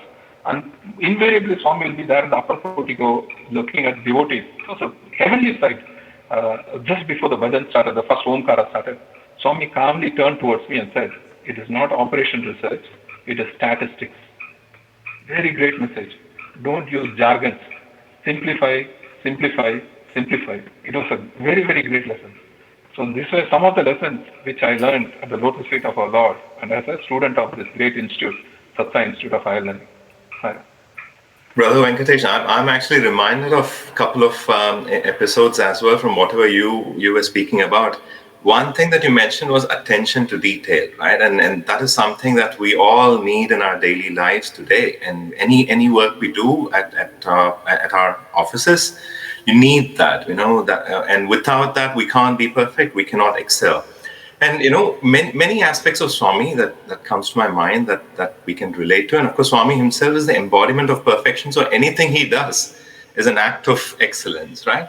But, being in Brindavan, Swami used to insist of how we should also have upkeep physically, how we should upkeep our appearance and so on, right from cutting our hair short to cutting our nails and things like that. But what was easy for me, what Swami simplified was he kind of walked the talk, right? His life was his message. So anytime I used to observe Swami, particularly when you go for darshan without your, nails being cut perfectly. You see Swami's toes, it's pristine. Nails are like perfectly cut. It is, that's why we call it lotus feet. There's no word to describe that. Or be it, fingernails to his hair is clean shaven, his robe is all the way up to his wrist and, fully covered. It's nicely ironed, it's crisp. So even on a physical appearance basis, we could learn so much from Swami, right? And today, sometimes when I go to client meetings and then when you're sitting in front on a table, and if my nails are not fully cut, I'm just reminded of this honestly, that, oh my God, how was Swami? And today, look at this, I'm coming out in such a shabby way, right? And that was one thing that was I was kind of thrilled when every time I looked at Swami on a physical perspective. But one other episode that came to my mind in terms of attention to detail or the care that Swami shows. And every time we had Gram Seva, particularly on the first day, we all do the pradakshina around the mandir and before we go away. And the beauty is that Swami would come, he would break coconuts and all that, but he would stay until the last boy finishes the pradakshina, right? He could have just blessed and said, oh boys, have a good time, go and do seva, and then he could have walked into the mandir. But he would stand outside until the last boy finished his pradakshina and went away, so that Swami could see off that last boy as well. And those are things that really touched me, because as God, Swami would always say, I can convert the earth into sky and sky into earth. He doesn't have to go to that last mile, stoop to our level so that we understand what he's trying to say. That for me was quite thrilling, and that showed how perfect and compassionate our Lord was.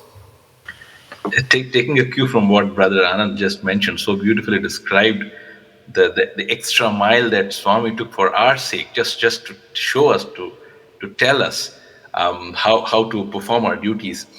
Coming from the semiconductor R&D background at chip manufacturing, we have literally seen occasions where there are wars waged in the boardrooms for a few nanometers.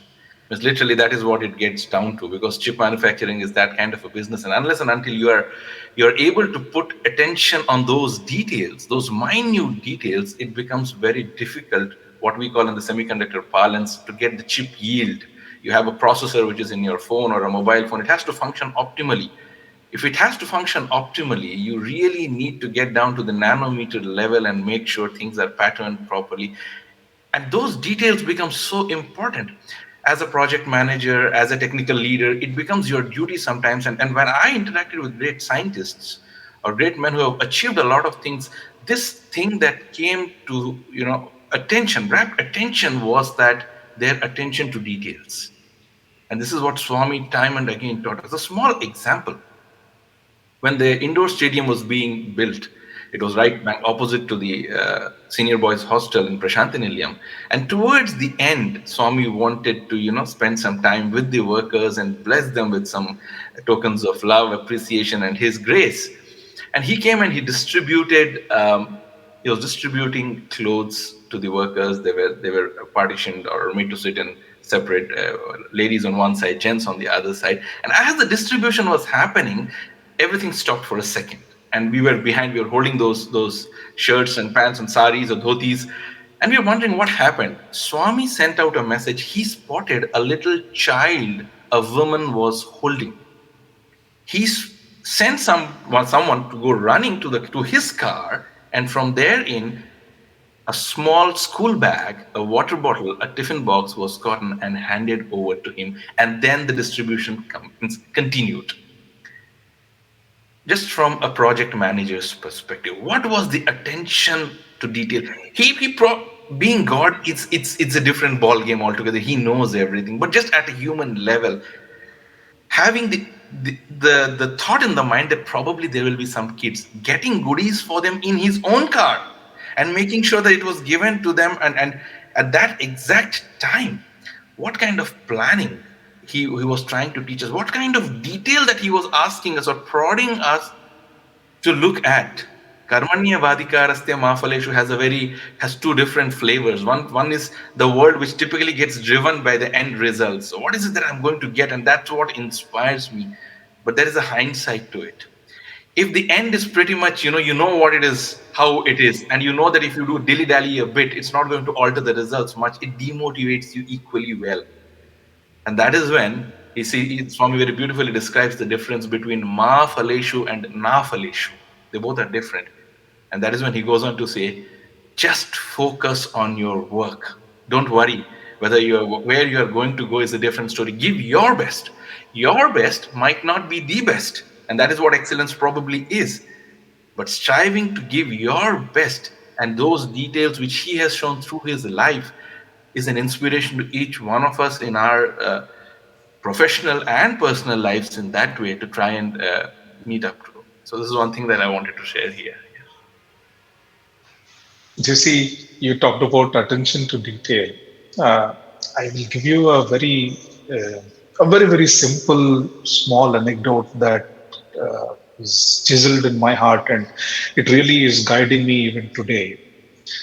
Uh, Again, in the Brindavan days, we were the maintenance boys. Some of us could stay within the compound of Trai while the darshan would start because we would play music, and some of us have to be there and things like that, right? Just before darshan started, we had shifted a rusted table from inside mandir to near the Kalyan Mandap somewhere. And from that table, there was a small drop of water, rusted, that stain of water that came onto my shirt. And it made a very, very small 1 inch by 1 inch kind of a dot on my shirt, which was very obvious. On a white shirt, it was very obvious, right? Swami came out for darshan, and from a distance that he could see that spot, he kept looking at that spot and nothing else. And he was just looking at it, and he was apparently not so happy with it. So he just made that gesture and he went out for darshan. And when he came back, he again started looking at it, and until he got into Trai, right? And it was a little not so comfortable situation for me, and I knew that I was at fault. And later on in the interactions within Trai, he started talking, and then suddenly he brought up this element, and then he said, you know, you guys do everything possible, everything good for Swami. Always you are there for doing things and all of that. But be aware that when I pick you, when I just randomly pick you to deliver something, to do something in front of the devotees, in front of the people that are there, you have to be spick and span. There's no second thoughts about it. You have to be very, very presentable. You have to be very clean, and there has to be no compromises in this element. And that's what I expect of you, to be very precise. And then when you think back, what did that mean to us? To me, the pursuit of excellence is not a part-time job. It is not a staged screen show that you're there for a couple of hours and you're off. It is like whether Brother Venkatesh said, it is constant integrated awareness. You have to be completely in tune with it, and you have to be living it all through. And it cannot be a put on and put off kind of a thing, and it can't be a choice. It is, you are living it by yourself, right? And how does that really come to this discussion of pursuit of excellence, right? Anand talked about attending meetings and then being very careful and things like that. That really kept a very a deep impact on me. And at least at work, when I am there for any meeting, any discussion, any office look and feel, I try to be my best. I try to present myself in a really presentable way, and that translates into the let's say the opportunities that I got and things like that were completely different level. And that's, to me, I think this played a very, very important role in the way I at least produced myself in front of the world. That's the attention to detail that Swami had. And like Anand said, Swami lived it, and Swami expected of us to live it, and then he had the, he had the love and care to tell us that it is required. Right. So I just was reminded of that, Darshan. Back to you, Karthik. Sairam, brothers, I wonderful reliving these anecdotes with all of you. I think I'm reminded of one thing, which is the vision and mission of this institute, this great university. And I say this also as an alumnus of, the two IIMs where I've done full-time programs, currently doing with my BITS Pilani PhD. Swami's work, the word which he says is always translated to, we say, Vajra Sankalpa, right? So for me, the attention to detail reminded me of certain cues which Swami gives us even today. It's not that Swami is not there physically present with us. He is always with us. So the cues which we receive in terms of our inner voice, our inner conscience talking to us. And during the student days, I remember the very first year when I joined MBA, Swami actually asked me, "Is this your first MBA?" Now, I took a cue from that, from the spirit of excellence. And I said that while I have the best opportunity to do the world's, I would say, the best V school, right? Having studied in XLRI and IIMs, I would still rate Sri Satya Sai Institute of Higher Learning very, very high. I always used to wonder, why did Swami ask me whether this is my first MBA? And he wanted us to go through the experience. And all of us, as we go through these, if I can say, corporate outfits, if we go through these avatars or the roles which we play, putting our best forward in the corporate and worldly sector, we come to the realization that there's nothing better than home coming to Swami, right? And the second aspect is, the vision and mission. What is the purpose of this institution, right? If you look at, what Swami says, as his generation of students acquire self-knowledge, Atma Vidya, Atma Vishwas, so that you cultivate the spirit of Tyaga and you earn moksha, or you earn self-realization and mold yourself into leaders who will benefit the society. Now, this is very pertinent because when many of us come here to Prashant Nilayam, whether as devotees or students, typically Swami brings ordinary, if I can use the word, ordinary people like us, and he adds that little extra. And that little extra is the Atma Vishwas. The little extra is the belief in the self. And that extra makes an ordinary soul an extraordinary person. An extraordinary individual, be it a corporate, an extraordinary student, an extraordinary teacher, an extraordinary singer. I remember coming to Prashant Nilayam, I had no ideas of talking or singing or anything. And even today, I don't claim to have those rights at all. But Bhagwan used to tell, and in one interview he said, when you stand to speak in Prashant Nilayam, remember, as today, I always make it a point to have Bhagwan behind me because I know he is the speaker. Bhagwan said, when I am on your side, the world is on the other side. So remember that. When I am on your side, only the best has to happen, as it happened in the Mahabharata. As Lord Krishna was the Sarathi of Arjuna, and that was a single reason, single success factor, I would say, for the Pandavas in the war. The single success factor for, Hanuman in his quest for Mother Sita is the fact that he had Ram Nama. We have the Sai Nama with us. So this very fact of extraordinariness which Swami, if I can say, brings into us by the very fact of just being his devotee. And if I can lastly touch upon one aspect, through various activities in this institution, and part of my research, even in a non, if I can say, Sai organization or a Jesuit organization like the Xavier Institute of Xavier Labor Research Institute, Jamshedpur, is on building a triology of how important is values, which is imbibed in us as Sai devotees, as students, which we should never forget about, right? The triangulation of values with individual value and collective or organizational valuation.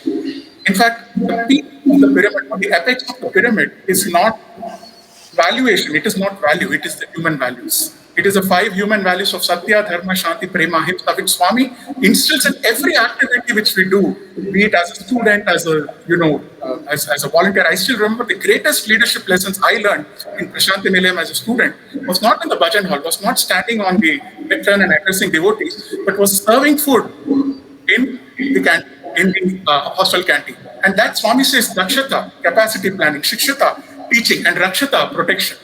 You learn all of these lessons just by being, as Swami says, self-reliant. And I will only end with one thing today. I remember one of the messages Swami gave me during Shivaratri in 2006. He said, remember, devotion or spirituality is not transforming or changing others. It is transformation of yourself. And I think if one focuses that it is, as all of us said, it's not a race, but it's a race of our own consciousness, our own Iksha Shakti, Jnana Shakti, Kriya Shakti, to offer everything to Bhagwan's lotus feet, I think automatically the outcome has to be the best, it has to be excellent. Thank you. Thank you, brother. These are beautiful experiences which show how Swami pays attention to the minute of details, starting from grooming to dress code, how we present ourselves, cleanliness, and so on. So, what I get is excellent does not mean doing great things, but doing simple things in a best possible way. And this is indeed a beautiful lesson for all of us. So, this brings me to the last and important aspect. We all have learned so many things from Swami, so many teachings, and all of you have excelled so much in your professional and social life. How have the lessons learned from Swami helped you to excel in your career or personal life? So I would request all of you to be very brief due to want of time, maybe 1 to 2 minutes maximum because we have very less time. I will start with Brother HKP. Brother, will you like to share? Sure. I think I'll take it from where I left in the previous section, right? See, this element of grooming and how, as a business analyst in TCS about 15 years ago, I was part of a larger team. But then I think this grooming and this presentation really helped, the bosses pick me for, let's say, high profile meetings. And then that completely changed the way I looked at my career. And I'm no longer a business analyst into consulting, but also into advising CXOs, CIOs of their buying strategies and things like that, and into sales enablement and things like that. So completely a different elevation to that. That's one part. The second is, you always have this in terms of pursuit of excellence. You always look at this debate between speed versus, precision, right?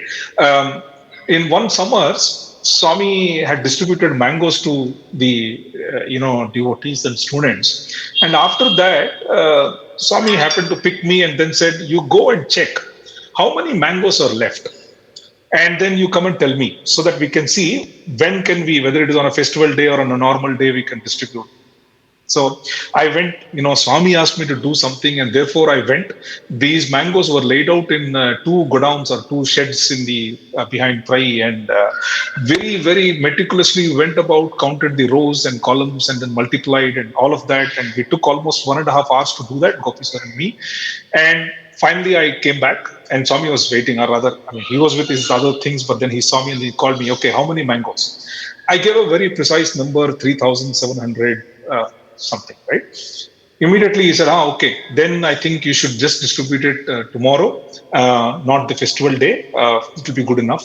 And then he looked at the people there and then said, "Aushaditammante kondani tavita sir." So I just asked him to check how many are there. He actually counted and came.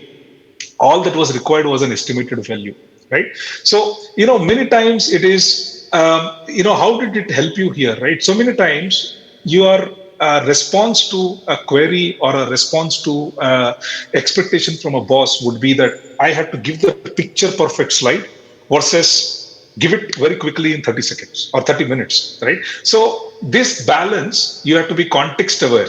It is not one versus the other. It is always what demand is there at that time, and therefore whether you have to focus on speed or whether you have to focus on precision and things like that. That's one element. The second and one last thing, Darshan, I will not take much time.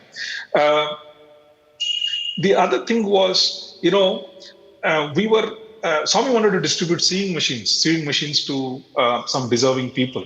And these machines came in a completely knocked down version, and they were all in Purnachandra. And Swami called some of us to actually assemble those sewing machines. And we had no clue of how to do it, but then we were figuring out, and we spent a good 3 hours trying to assemble those machines. And Swami came to inspect. And then we were able to present about 4 near complete sewing machines. And then he said, "Oh, only 4. There's a lot more to do. Come on, let's see what you have done." And then he kind of gave some tweaks. He said, you are trying to pick one machine, one assembly, and you're trying to put it all together by yourself. Might as well create some kind of a production line. You have people doing the same thing again and again, but you use a production line and then develop that whole thing. And therefore, somebody who's doing that knows exactly what, and he's tested what the other person has done. And therefore, you have a QA tested machine at the end of it. He said this and he went away.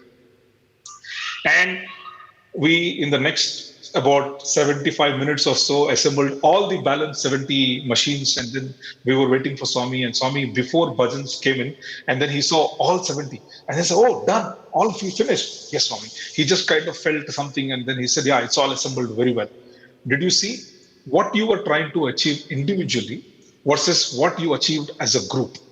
And most times, in pursuit of excellence, it is not the personal excellence, but it is the contextual group excellence, whether it is your organization, whether it is your team, whether it is your family, whether it is your society, seva groups, and things like that. You may go down a little bit on your personal excellence, but if you ensure that your team performed, if you ensure that collectively, if your collective excellence was high, that is a much more productive and much more efficient and much more valuable than your individual excellence. So I think that's those 2-3 things is what I wanted to bring up in this short time. Thank you, Brother Hari. Brother Karthik, quickly, 1 minute for you.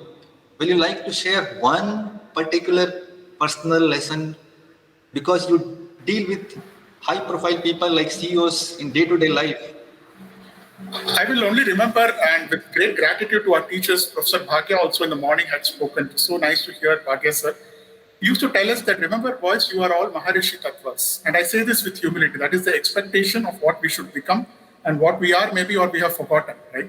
Many times I used to ask sirs, why does Swami pick some of us, especially during the MBA days? In my MBA days, the first around 1.5 months, Bhagwan gives us these opportunities to directly serve him, to be in his close proximity.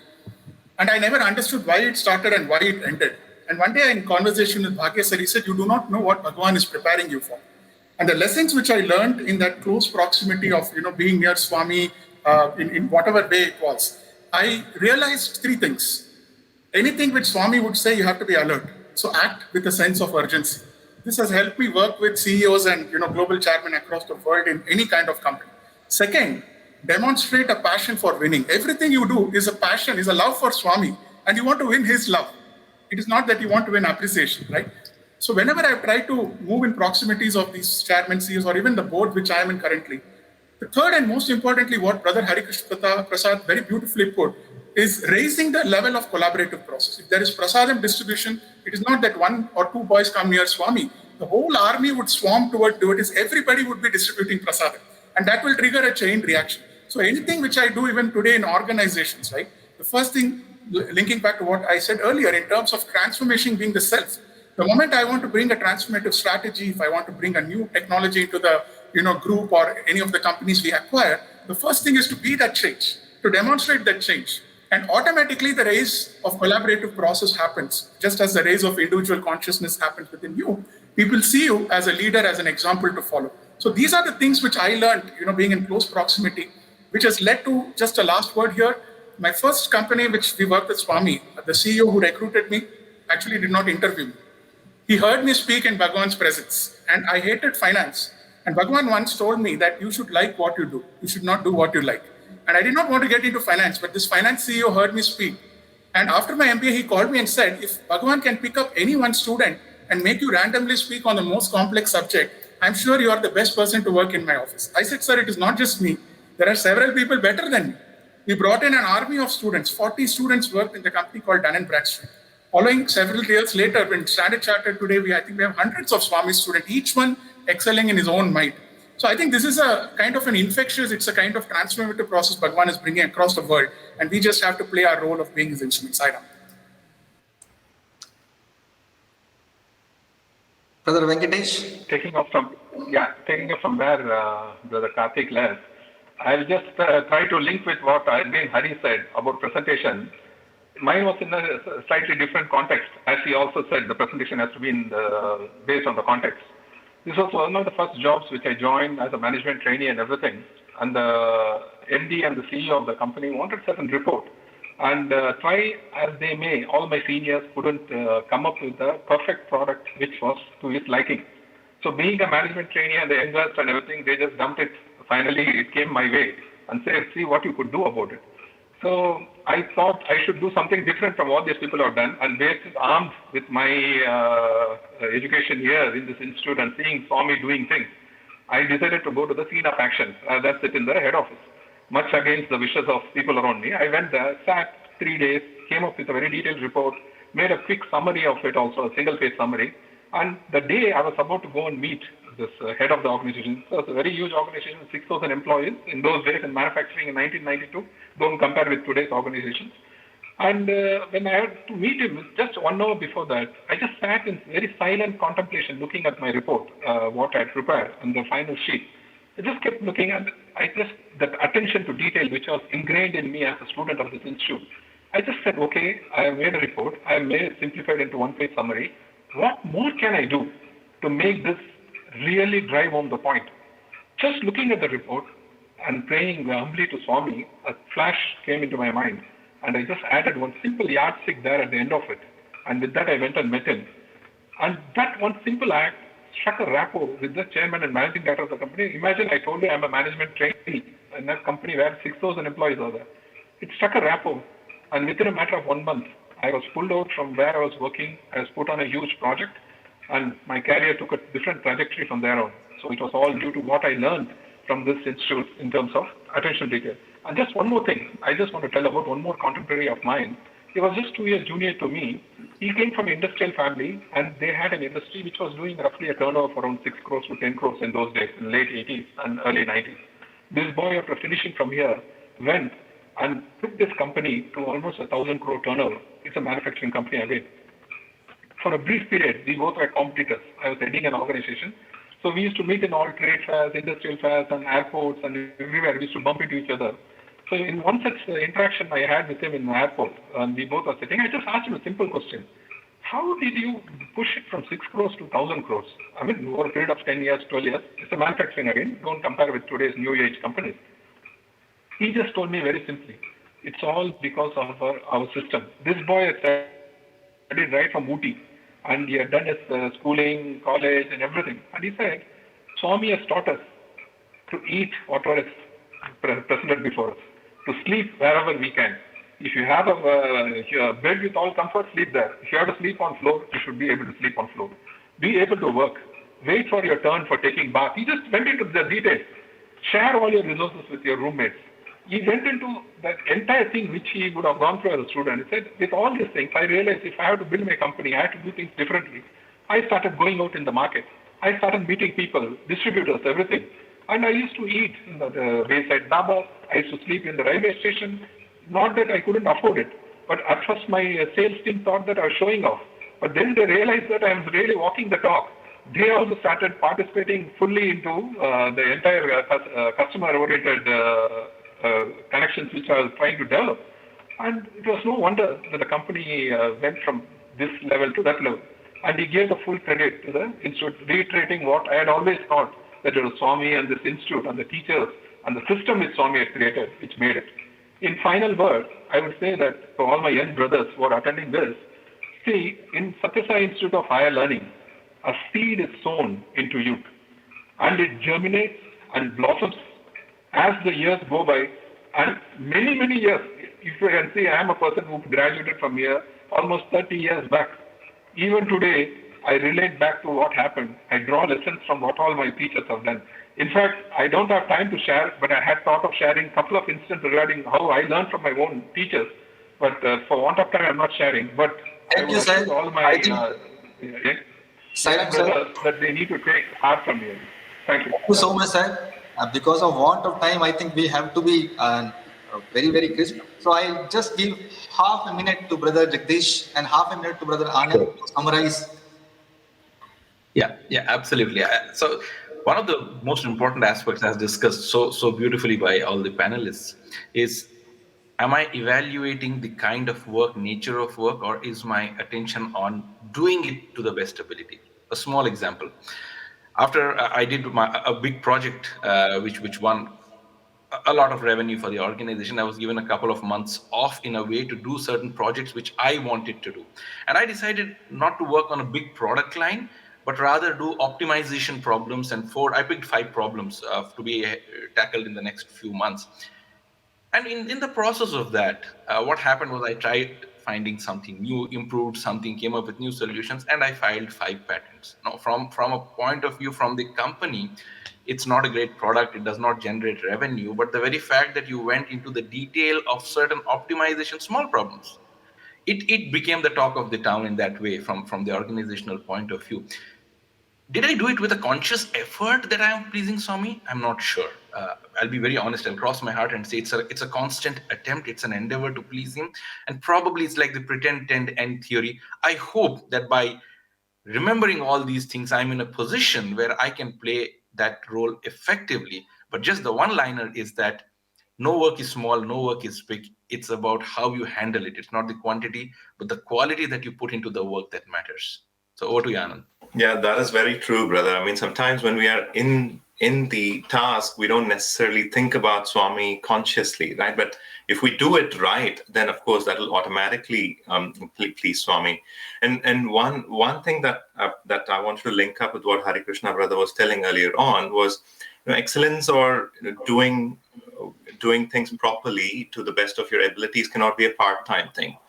Imagine if I chose to be excellent during Brahma Muhurta or between 11 and 1 p.m., then my colleagues would say, if you want to get some work done from him, go around that time because that is when he performs, right? It can't be that. It has to be a continuous thing through our lives. And hence, when it comes to, doing anything to our best of our abilities, there's no distinction between professional life and personal life. What brothers Jagdish Chandra mentioned, his inspiration to look at those things came from because of his overall attitude, not because he said I want to do it this way for work. Or the episode that Venkatesh brother mentioned about that one of our brothers living it throughout, that again mentioned it was a way of life and an attitude rather than me choosing to say I will be excellent during the month of May, and then from June onwards I won't be, right? It has to be a continuous thing. And just to wrap it up, just one thing that I always found easy to practice, rather than confusing myself with many thoughts. Swami is often told you just need one matchstick from a matchbox to light a lamp. So we don't need to think about many things to put in practice. But if we take one thing and try and do that right, then that will automatically lead to perfection in the others. Thank you. I'm sure all of us have got beautiful lessons for this journey of excellence which we are going through, from the experiences and the incidents which all of you have shared beautifully with all of us. Before we conclude, I would just like to quickly tell a story that I have heard Swami narrating in his discourses to the students and devotees several number of times. There was a great violin maker from Italy whose name was Anthony, and he used to make the violins which were very famous. But the only problem was that he used to make only a single violin per year. And his friends used to always ask him, if you just make a single violin per year, how will you support your needs? And his answer used to be that God is perfect, and whatever man does should also be perfect. I do not make violin for myself, but I make violin for God as an offering. So the takeaway message is that whatever we do in our life, if we do it with a feeling that we have to offer it to God, then automatically we will put our best and automatically excellence will come out. So this is what I feel is a takeaway message from all the discussion we had. Finally, we offer this discussion as an offering to our Divine Master and pray to Him that He continuously guides us on this journey of excellence. I also thank all the panelist members for taking out time out of their busy schedule and sharing such valuable insights and experiences with all of us. Thank you so much, Sairam.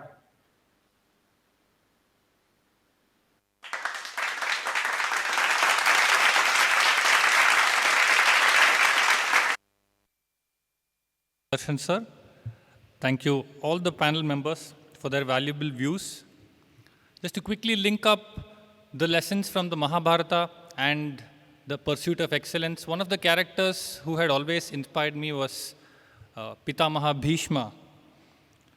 One of the aspects of his excellence was his love for the Lord Krishna. As mentioned this morning, when he had vowed to slay the Pandavas, he was at the peak of his powers the next day on the battlefield. And he was slaughtering the Pandava army like sheep. And Lord Krishna at that point directs Arjuna to kill Bhishma because his time had come up. And Arjuna, in his love for Bhishma, slackens in that command of the Lord. And at that moment, Lord Krishna gets down from his chariot and he takes the wheel of a broken chariot and is going to kill Bhishma. And the whole of Kurukshetra comes to a standstill because the Lord, who had given his word that he would not take up arms, is now going to kill Bhishma. And Bhishma could not have made the equation simpler. Just one arrow at Krishna or one arrow at Arjuna, and he could have practically ended the war in the favor of the Kauravas. But he did not choose to do so. At the peak of his excellence, at the peak of his powers, he let go of his bow, he let go of his arrows and said, Lord, I welcome you. I could not ask for a greater blessing than to be slain by you. For me, one of the aspects of excellence is also the ability to let go of whatever you have achieved and surrender it to the Lord. When the Lord calls upon you, are you willing to let go? In my opinion, excellence is not just restricted to being the best you can in every situation, but also about this ability to let go and let God take over. With this, we come to the end of the morning session. And the students are requested to log in to the LMS page at 2:15 p.m. and attend the quiz. We will meet here once again at 3 p.m. to commence the final session of this summer course. Sai Ram.